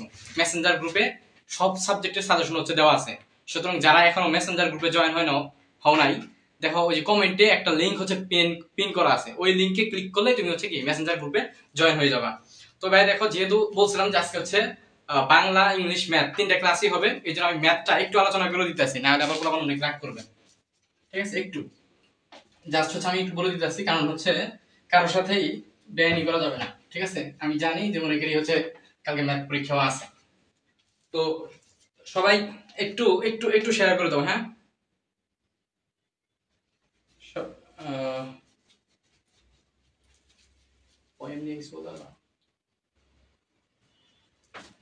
আচ্ছা, তোমরা অনেকে জানতে চাইতেছো যে আসলে পোয়েম নিয়ে কি করবো, তাই না? ভাইয়া পোয়েম সম্বন্ধে একটু বলেন, কবিতাগুলো সম্বন্ধে। সেটা হইতেছে ভাইয়া, আজকে একটু পরে তোমাদের পরীক্ষা, একটু পরে বলতে জাস্ট 10 থেকে 12 ঘন্টা পরে তোমাদের পরীক্ষা, 15-16 ঘন্টা ধরতে পারো। এই মুহূর্তে তোমার জন্য সবচেয়ে কার্যকরী কোনটা হবে? এটা তোমাদের প্রি টেস্ট পরীক্ষা, এটাতে আমাদের চেষ্টা হইতেছে তোমাদের জন্য একদম যেটা ভালো হয় এখানে পাশ করো, তোমাদের জন্য একদম লো লেভেল থেকে পুরো ম্যাক্স পর্যন্ত নিয়ে যাইতে যা করতে হয় ইকরা পাঠশালা সেটা করবে। কিন্তু আজকে রাত্রে যদি এগুলো দেখাইতে চাই, অনেক ছেলের কালকে ম্যাথ পরীক্ষা আছে, তাদের তো পাশ করতে হবে, ভালো একটা স্কোর করতে হবে, সেই জন্য তোমাদের সাজেশন দেওয়া হয়েছে। আচ্ছা, যারা হচ্ছে পোয়েম নিয়ে খুব বেশি চিন্তিত, যারা তারা হচ্ছে একটা কাজ করো, ওই আমাদের মেসেঞ্জার যে গ্রুপটা আছে ওই মেসেঞ্জার গ্রুপে হচ্ছে একটু জয়েন হয়ে যাও। তোমাদের অ্যাট লিস্ট পোয়েম নিয়ে যতটুকু পড়া দরকার ওই সাজেশন হচ্ছে আমরা বলে দিব ইনশাআল্লাহ, ঠিক আছে? এই জন্য হচ্ছে একটু জয়েন হয়ে যাও মেসেঞ্জার গ্রুপে। আচ্ছা, অনেকে বলছো যে আজকে ম্যাথ লাগবে না, ঠিক আছে? আচ্ছা, আসলেই মনে হয় আজকে অনেকের ম্যাথ লাগবে না, তো যাই হোক, তাও কিছু মানুষ আর কি থাকে, এই জন্য হচ্ছে আমি জাস্ট 5 থেকে 10 মিনিট একটু বলি আর কি। তোমরা যারা আছো তোমরাও থাকো, কারণ 5-10 মিনিট আসলে কোনো ব্যাপার না, কিন্তু আমি যা বলবো খুবই ইম্পর্টেন্ট কথা বলবো, ঠিক আছে? তো ম্যাথ থেকে একটা জিনিস মনে রাখবা, যে এইবার যারা তোমরা হচ্ছে এসএসসি পরীক্ষায় বসতে যাচ্ছ, তারা কিন্তু অনেক সৌভাগ্যবান, বুঝছো? কারণ হচ্ছে তোমাদের এইবার ম্যাথে A+ তোলা একদম ইজি, কারণ তোমার কিন্তু সবগুলো টপিক ভাই আসলে পড়তে হইতাছে না। দেখো, তোমার কিন্তু আসলে 3টে পার্ট, একটা হচ্ছে কি বীজগণিত, ঠিক আছে? বীজগণিত, তারপর হচ্ছে ভাইয়া ত্রিকোণমিতি ও পরিমিতি। হ্যাঁ, ত্রিকোণমিতি ও পরিমিতি, এই বিভাগ, মানে 4টা যে বিভাগ আছে এটা আমি লিখতেছি, পরিমিতি। তারপর কি আছে ভাইয়া? তারপর আছে হচ্ছে তোমার মনে করো জ্যামিতি, তারপর আছে হচ্ছে তোমার পরিসংখ্যান। তো আমি তোমাদের কিন্তু একটা ভিডিওতে বলছি যে এইবার তোমাদের জন্য সবচেয়ে যে ইম্পর্টেন্ট যে অধ্যায়, মানে এই 4টা কিন্তু হচ্ছে বিভাগ, বুঝছো? এই 4টা কিন্তু হচ্ছে আমাদের বিভাগ। তো এই 4টা বিভাগের মধ্যে সবচেয়ে ইম্পর্টেন্ট বিভাগ হচ্ছে আমাদের এই পরিসংখ্যান। তোমরা সবাই এখনো যাদের পরিসংখ্যানে দুর্বলতা আছে, আমাদের পরিসংখ্যানের ভিডিও হচ্ছে আমাদের ইউটিউব চ্যানেলে দেওয়া আছে, আমরা ক্লাস নিছি, সেটা অবশ্যই দেখে নিবা। ইনশাআল্লাহ পরিসংখ্যান থেকে তুমি 25 মার্ক তুলতে পারবে। দেখেন, ঠিক আছে? 25 মার্ক হচ্ছে এই জায়গাতে তুলতে পারবা। এই জন্য সবাই এখনো যাদের পরিসংখ্যান ক্লিয়ার না, অবশ্যই পরিসংখ্যানটা অবশ্যই ক্লিয়ার করে নিবা। কারণ পরিসংখ্যান থেকে কিন্তু তুমি হচ্ছে ভাইয়া 2টা সিকিউ অ্যান্সার করতে পারবা। হ্যাঁ, 2টা সিকিউ এবার অ্যান্সার করতে পারবা পরিসংখ্যান থেকে। সো 2টা সিকিউ 20 মার্ক আর হচ্ছে সিকিউ কত বার 5 মার্ক, তাহলে হয়ে গেল পরিসংখ্যান 20 মার্ক শেষ। তারপর দেখো ভাই জ্যামিতি যে পার্টটা আছে, এই জ্যামিতি থেকে তুমি জাস্ট পড়বা হচ্ছে সম্পাদ্য, বুঝছো? সম্পাদ্য তুমি দেখবা হচ্ছে তোমাদের মোট এবার হচ্ছে তোমার ত্রিভুজ রিলেটেড হচ্ছে 3টা সম্পাদ্য আছে, তারপর সামান্তরিক হচ্ছে 2টা সম্পাদ্য আছে, মোট কয়টা হলো 5টা। আর হচ্ছে তোমার যে পরবর্তীতে বৃত্ত চ্যাপ্টার হচ্ছে তোমার আর 4-5টা আছে। অর্থাৎ তুমি হচ্ছে 8 থেকে 9টা যদি সম্পাদ্য পড়তে পারো, হ্যাঁ 8 থেকে 9টা যদি সম্পাদ্য পড়তে পারো, তাহলে কিন্তু তুমি এই জায়গা থেকে কি 10 মার্ক কমন। বুঝতে পারছো ভাইয়া? এই জন্য তোমার হচ্ছে উপপাদ্যটা কেউ যদি স্কিপ করতে চাও স্কিপ করতে পারো, কিন্তু হচ্ছে তাহলে এই 8 থেকে 9টা সম্পাদ্য খুব ভালোভাবে পড়তে হবে। আমার সাজেশন হচ্ছে তোমরা অবশ্যই কি সম্পাদ্যে জোর দিবা, বুঝছো? আমার সাজেশন হচ্ছে তোমরা অবশ্যই সম্পাদ্যে জোর দিবা, সম্পাদ্যগুলো ভালোভাবে করবা। ঠিক আছে, গেল। তাহলে দেখো 2টা বিভাগ কিন্তু হয়ে গেল। পরিসংখ্যান একদম ইজি, পরিসংখ্যানটা ক্লিয়ার করলে কি তুমি হচ্ছে আমি তোমার মার্ক ডিস্ট্রিবিউশনটা বুঝাইতেছি সিকিউ এর। দেখো পরিসংখ্যান থেকে তুমি কি 20 মার্ক পাইতেছো, 20 মার্ক। আর সম্পাদ্য থেকে তুমি পাইতেছো কি 10 মার্ক। এই 20 মার্ক আর হচ্ছে 10 মার্ক কত হলো 30 মার্ক। তারপরে দেখো ত্রিকোণমিতি ও পরিমিতি, সো এই পরিমিতি ক্লোজ। আমার সাজেশন হচ্ছে পরিমিতি ক্লোজ। পরিমিতি যদি কেউ পড়ে থাকো অলরেডি তাহলে ঠিক আছে, কিন্তু হচ্ছে ধরো পড়ো নাই, তাহলে অবশ্যই ভাইয়া তুমি হচ্ছে ত্রিকোণমিতিটা পড়ো। হ্যাঁ, অবশ্যই তুমি ত্রিকোণমিতিটা পড়ো, কারণ ত্রিকোণমিতি তোমার জেনারেল ম্যাথও আছে প্লাস হায়ার ম্যাথও আছে, এবং ত্রিকোণমিতি খুবই ইম্পর্টেন্ট একটা চ্যাপ্টার। আর পরিমিতি আরেক দিক থেকে ত্রিকোণমিতি ইম্পর্টেন্ট, সেটা হচ্ছে ত্রিকোণমিতি কি পরিমিতির তুলনায় একটু ছোট চ্যাপ্টার ত্রিকোণমিতিটা। এই জন্য তোমার হচ্ছে কি ত্রিকোণমিতিটা আমার সাজেশন। সো ত্রিকোণমিতি থেকে তুমি কি পাইতেছো ভাইয়া 10 মার্ক। ত্রিকোণমিতি থেকে তুমি পাইতেছো হচ্ছে কি ভাইয়া 10 মার্ক। তাহলে বলো কয় মার্ক হইলো? সিকিউ থেকে কয় মার্ক হইলো চিন্তা করো। 20 আর 10 কত 30, আর 10 কত 40, আর কত লাগে 10। তুমি এই যে বীজগণিত থেকে কি পড়বা ভাইয়া? সেট ফাংশন পড়বা। ঠিক আছে, সেট ও ফাংশন পড়বা। বীজগণিত থেকে তুমি কি পড়বা ভাইয়া? জাস্ট হচ্ছে সেট ও ফাংশন পড়বা। এই সেট ও ফাংশন যদি পড়তে পারো তাহলে তুমি কি পাবা 10 মার্ক পাবা। যদি কারো বীজগাণিতিক রাশি এই চ্যাপ্টার যদি করা থাকে তাহলে তো ভালো, আলহামদুলিল্লাহ। কিন্তু যাদের এখনো করা হয়নি অবশ্যই কি সেট ফাংশনটা পড়ে নিবা, তাহলে কি 10 মার্ক পাই গেলা।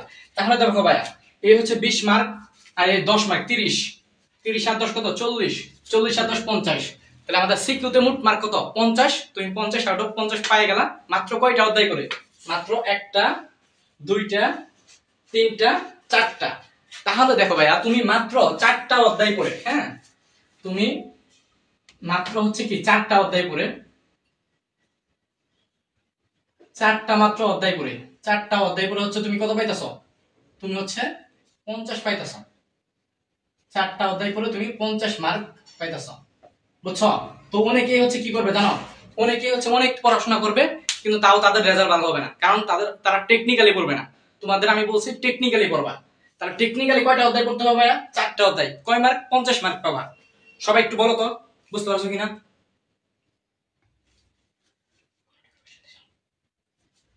এখন দেখো সবাই একটু বলো আমার কথাটা বুঝতে পারছো কিনা, আমি যেটা বললাম।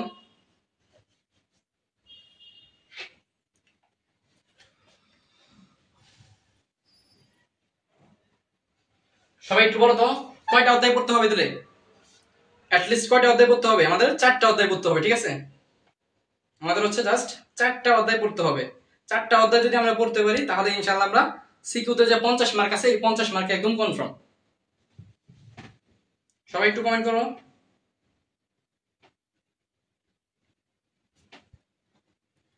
সবাই একটু কমেন্ট করো। মেসেঞ্জার গ্রুপে শেয়ার দাও।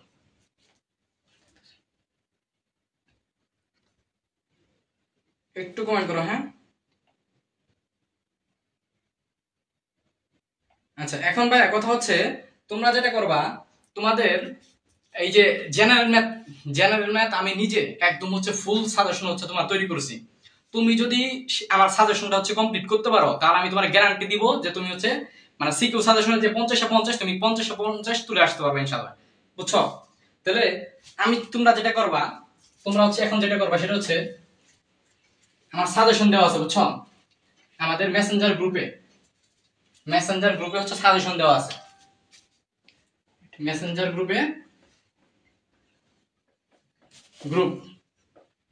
গ্রুপে হচ্ছে কি দেওয়া আছে, সাজেশন দেওয়া আছে। এই সাজেশন যদি তুমি হচ্ছে কমপ্লিট করতে পারো তাহলে ইনশাআল্লাহ কি তুমি 50 আউট অফ 50 পাবা। সিকিউতে যে 50 আউট অফ 50 আছে, 50 আউট অফ 50, এই 50 আউট অফ 50 হচ্ছে তুমি কি এই জায়গা থেকে পেয়ে যাবা ইনশাআল্লাহ। আর হচ্ছে এমসিকিউ সাজেশন দেওয়া আছে, ওখান থেকে হচ্ছে বাকিটা পেয়ে যাবা, আর শর্ট প্রশ্নেরও। ঠিক আছে? তাহলে তোমার কাজ হচ্ছে ভাইয়া, এই যে আমাদের মেসেঞ্জার গ্রুপ আছে, এই মেসেঞ্জার গ্রুপের যে লিংক সেটা হচ্ছে আমাদের কি কমেন্টে দেওয়া আছে না? কমেন্টে হচ্ছে আমাদের কি মেসেঞ্জার গ্রুপের লিংক দেওয়া আছে।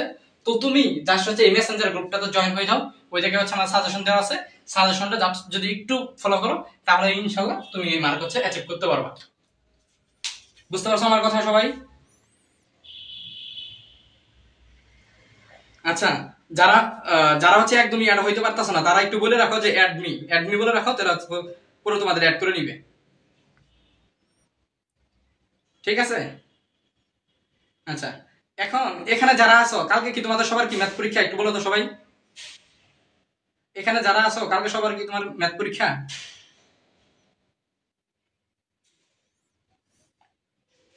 একটু বলো সবাই।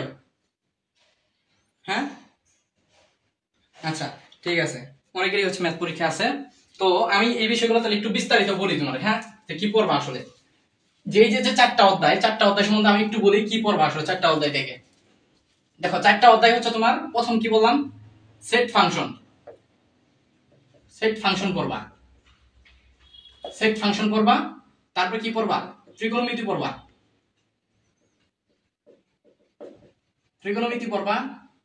তারপর হচ্ছে কি পড়বা, সম্পাদ্য পড়বা, তারপর হচ্ছে ভাই কি পড়বা, তারপর হচ্ছে পরিসংখ্যান।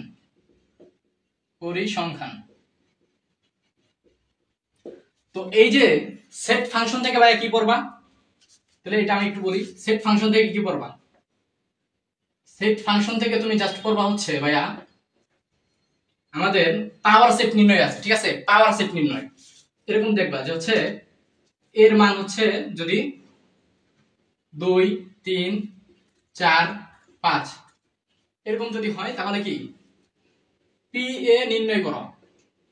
P A equal to what, বুঝছো? এটা কিন্তু আসবেই।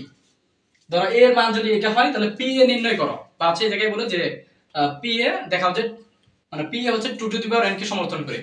মানে কি আসতে পারে যে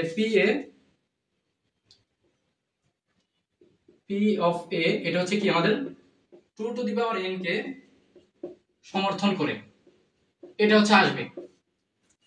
এখন এটা কি তোমাদের করে দিতে হবে? যদি করে দিতে হয় তাহলে আমি করে দিব।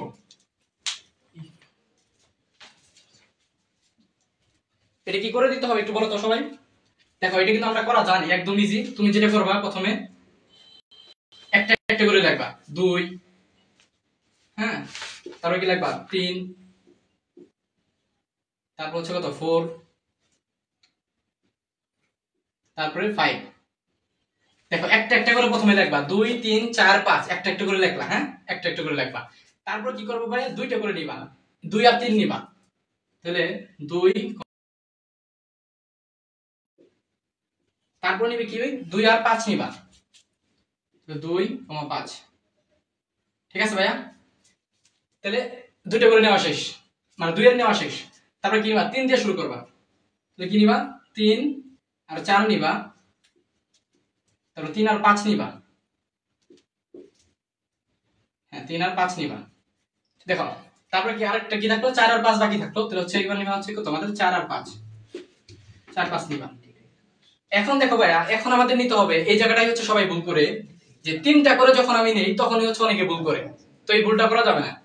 3টা করে যখন নিবা কিভাবে নিবা, প্রথমে তুমি ধরো আমি নিলাম কি 2 3 4। দেখো, আমি যখন 2 3 4 নিছি, বাদ দিছি কাকে, 5 কে কিন্তু আমি বাদ দিছি। প্রথমে কাকে বাদ দিলাম, তাহলে 5 কে বাদ দিলাম, তাহলে এই 5 কে আমি বাদ দিছি না। এইবার পরের পর আমি বাদ দিব হচ্ছে 4 কে, এই 4 কে বাদ দিব। তাহলে দেখো, সবাইকে নিব, জাস্ট 4 কে বাদ দিব, 2 3 5 কে নিব, 2 3 5 কে নিব, বাদ দিছি কাকে, 4 কে বাদ দিছি। ঠিক আছে? তারপর এবার 5 কেও বাদ দেওয়া শেষ, 4 কেও বাদ দেওয়া শেষ। এবার কাকে বাদ দিব? 3 কে বাদ দিব। তাহলে আমাদের হচ্ছে 2 4 5, ঠিক আছে? 3 কেও বাদ দেওয়া শেষ। তারপর এবার কাকে বাদ দিব? 2 নিজেকে বাদ দিব, ঠিক আছে? 2 নিজেকে বাদ দিব। তাহলে কি হবে আমাদের? 3 4 5, 3 4 5, ঠিক আছে?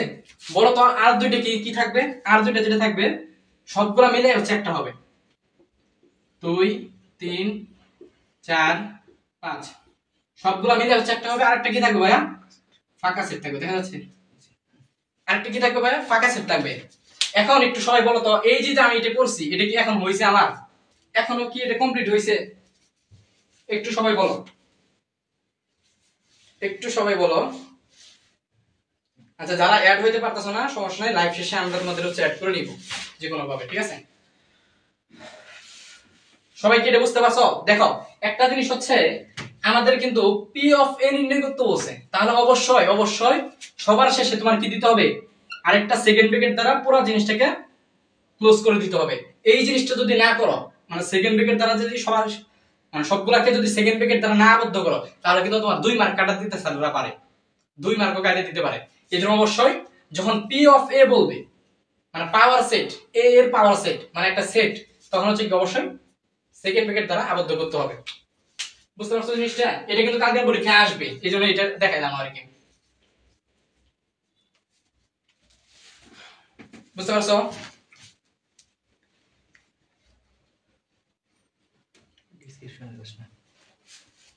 আচ্ছা, তাহলে আশা করি এটা সবার ক্লিয়ার। এখন দেখো এই জায়গা থেকে আর কি আসবে, আর যেটা আসবে আমি জাস্ট একটু বলে দিব, সবগুলো তো বানানোর টাইম নাই।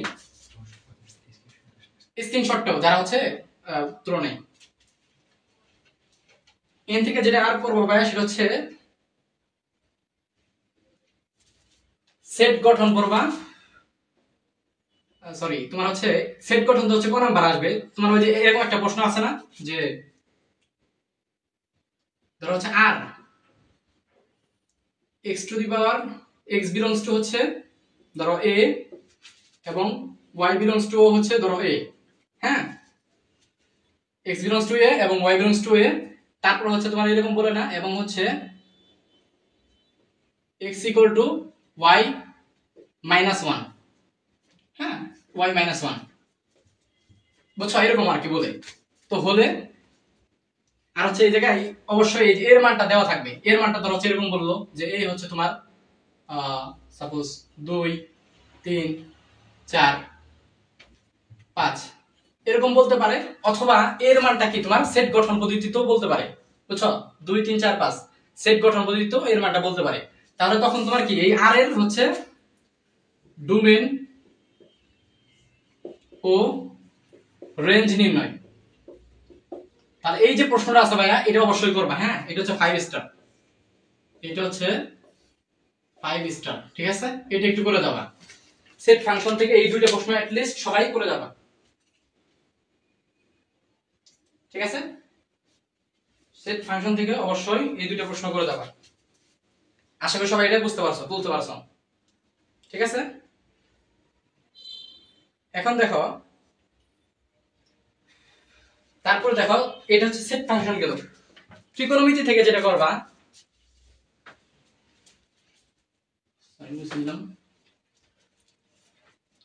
ত্রিকোণমিতি থেকে তুমি হচ্ছে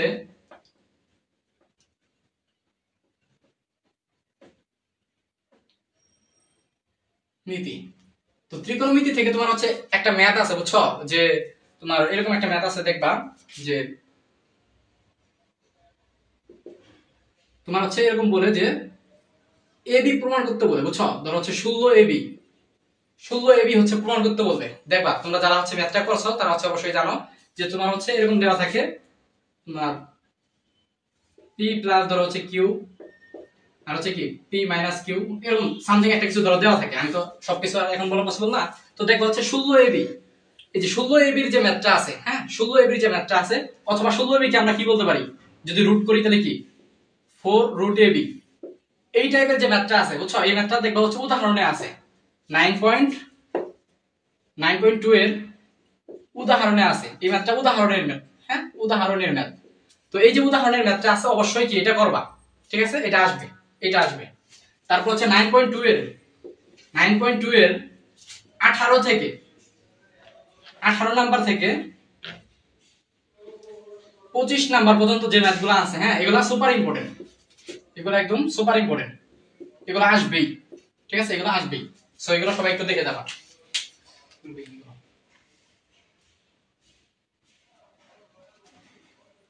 ঠিক আছে, ওকে। তাহলে দেখো, আচ্ছা পরীক্ষা বলতেছো কালকে তো বাংলা পরীক্ষা, তাই না? ঠিক আছে, তাহলে হচ্ছে আমি আর বেশিক্ষণ কন্টিনিউ করবো না, একটু শেষ করে দিই আর কি। তারপর দেখো ত্রিকোণমিতি শেষ, এবার কি জ্যামিতি। জ্যামিতি নিয়ে বলবো আমি আর কি। জ্যামিতি হচ্ছে 8টা সম্পাদ্য পড়বা। জ্যামিতি হচ্ছে জাস্ট সম্পাদ্য পড়বা, সম্পাদ্য। সম্পাদ্য কি কি আছে? ত্রিভুজ, ত্রিভুজ, তারপর হচ্ছে কি আছে ভাই, সামান্তরিক, আর হচ্ছে তোমার আমাদের বৃত্ত। এই তিনটা হচ্ছে টাইপের সম্পাদ্য আছে, তো এই সম্পাদ্যগুলো করবা, তাহলে হচ্ছে জ্যামিতি কমপ্লিট। আর পরিসংখ্যান নিয়ে আমি আর কিছু বলবো না, কারণ পরিসংখ্যানের আমি ডিটেইলস ক্লাস নিছি। পরিসংখ্যান থেকে তোমার কি আসবে? পরিসংখ্যান থেকে আসবে তোমার হচ্ছে পরিসংখ্যান। তো পরিসংখ্যান থেকে তোমার মধ্যক নির্ণয়, মধ্যক নির্ণয়, সংক্ষিপ্ত পদ্ধতিতে গড়, সংক্ষিপ্ত পদ্ধতিতে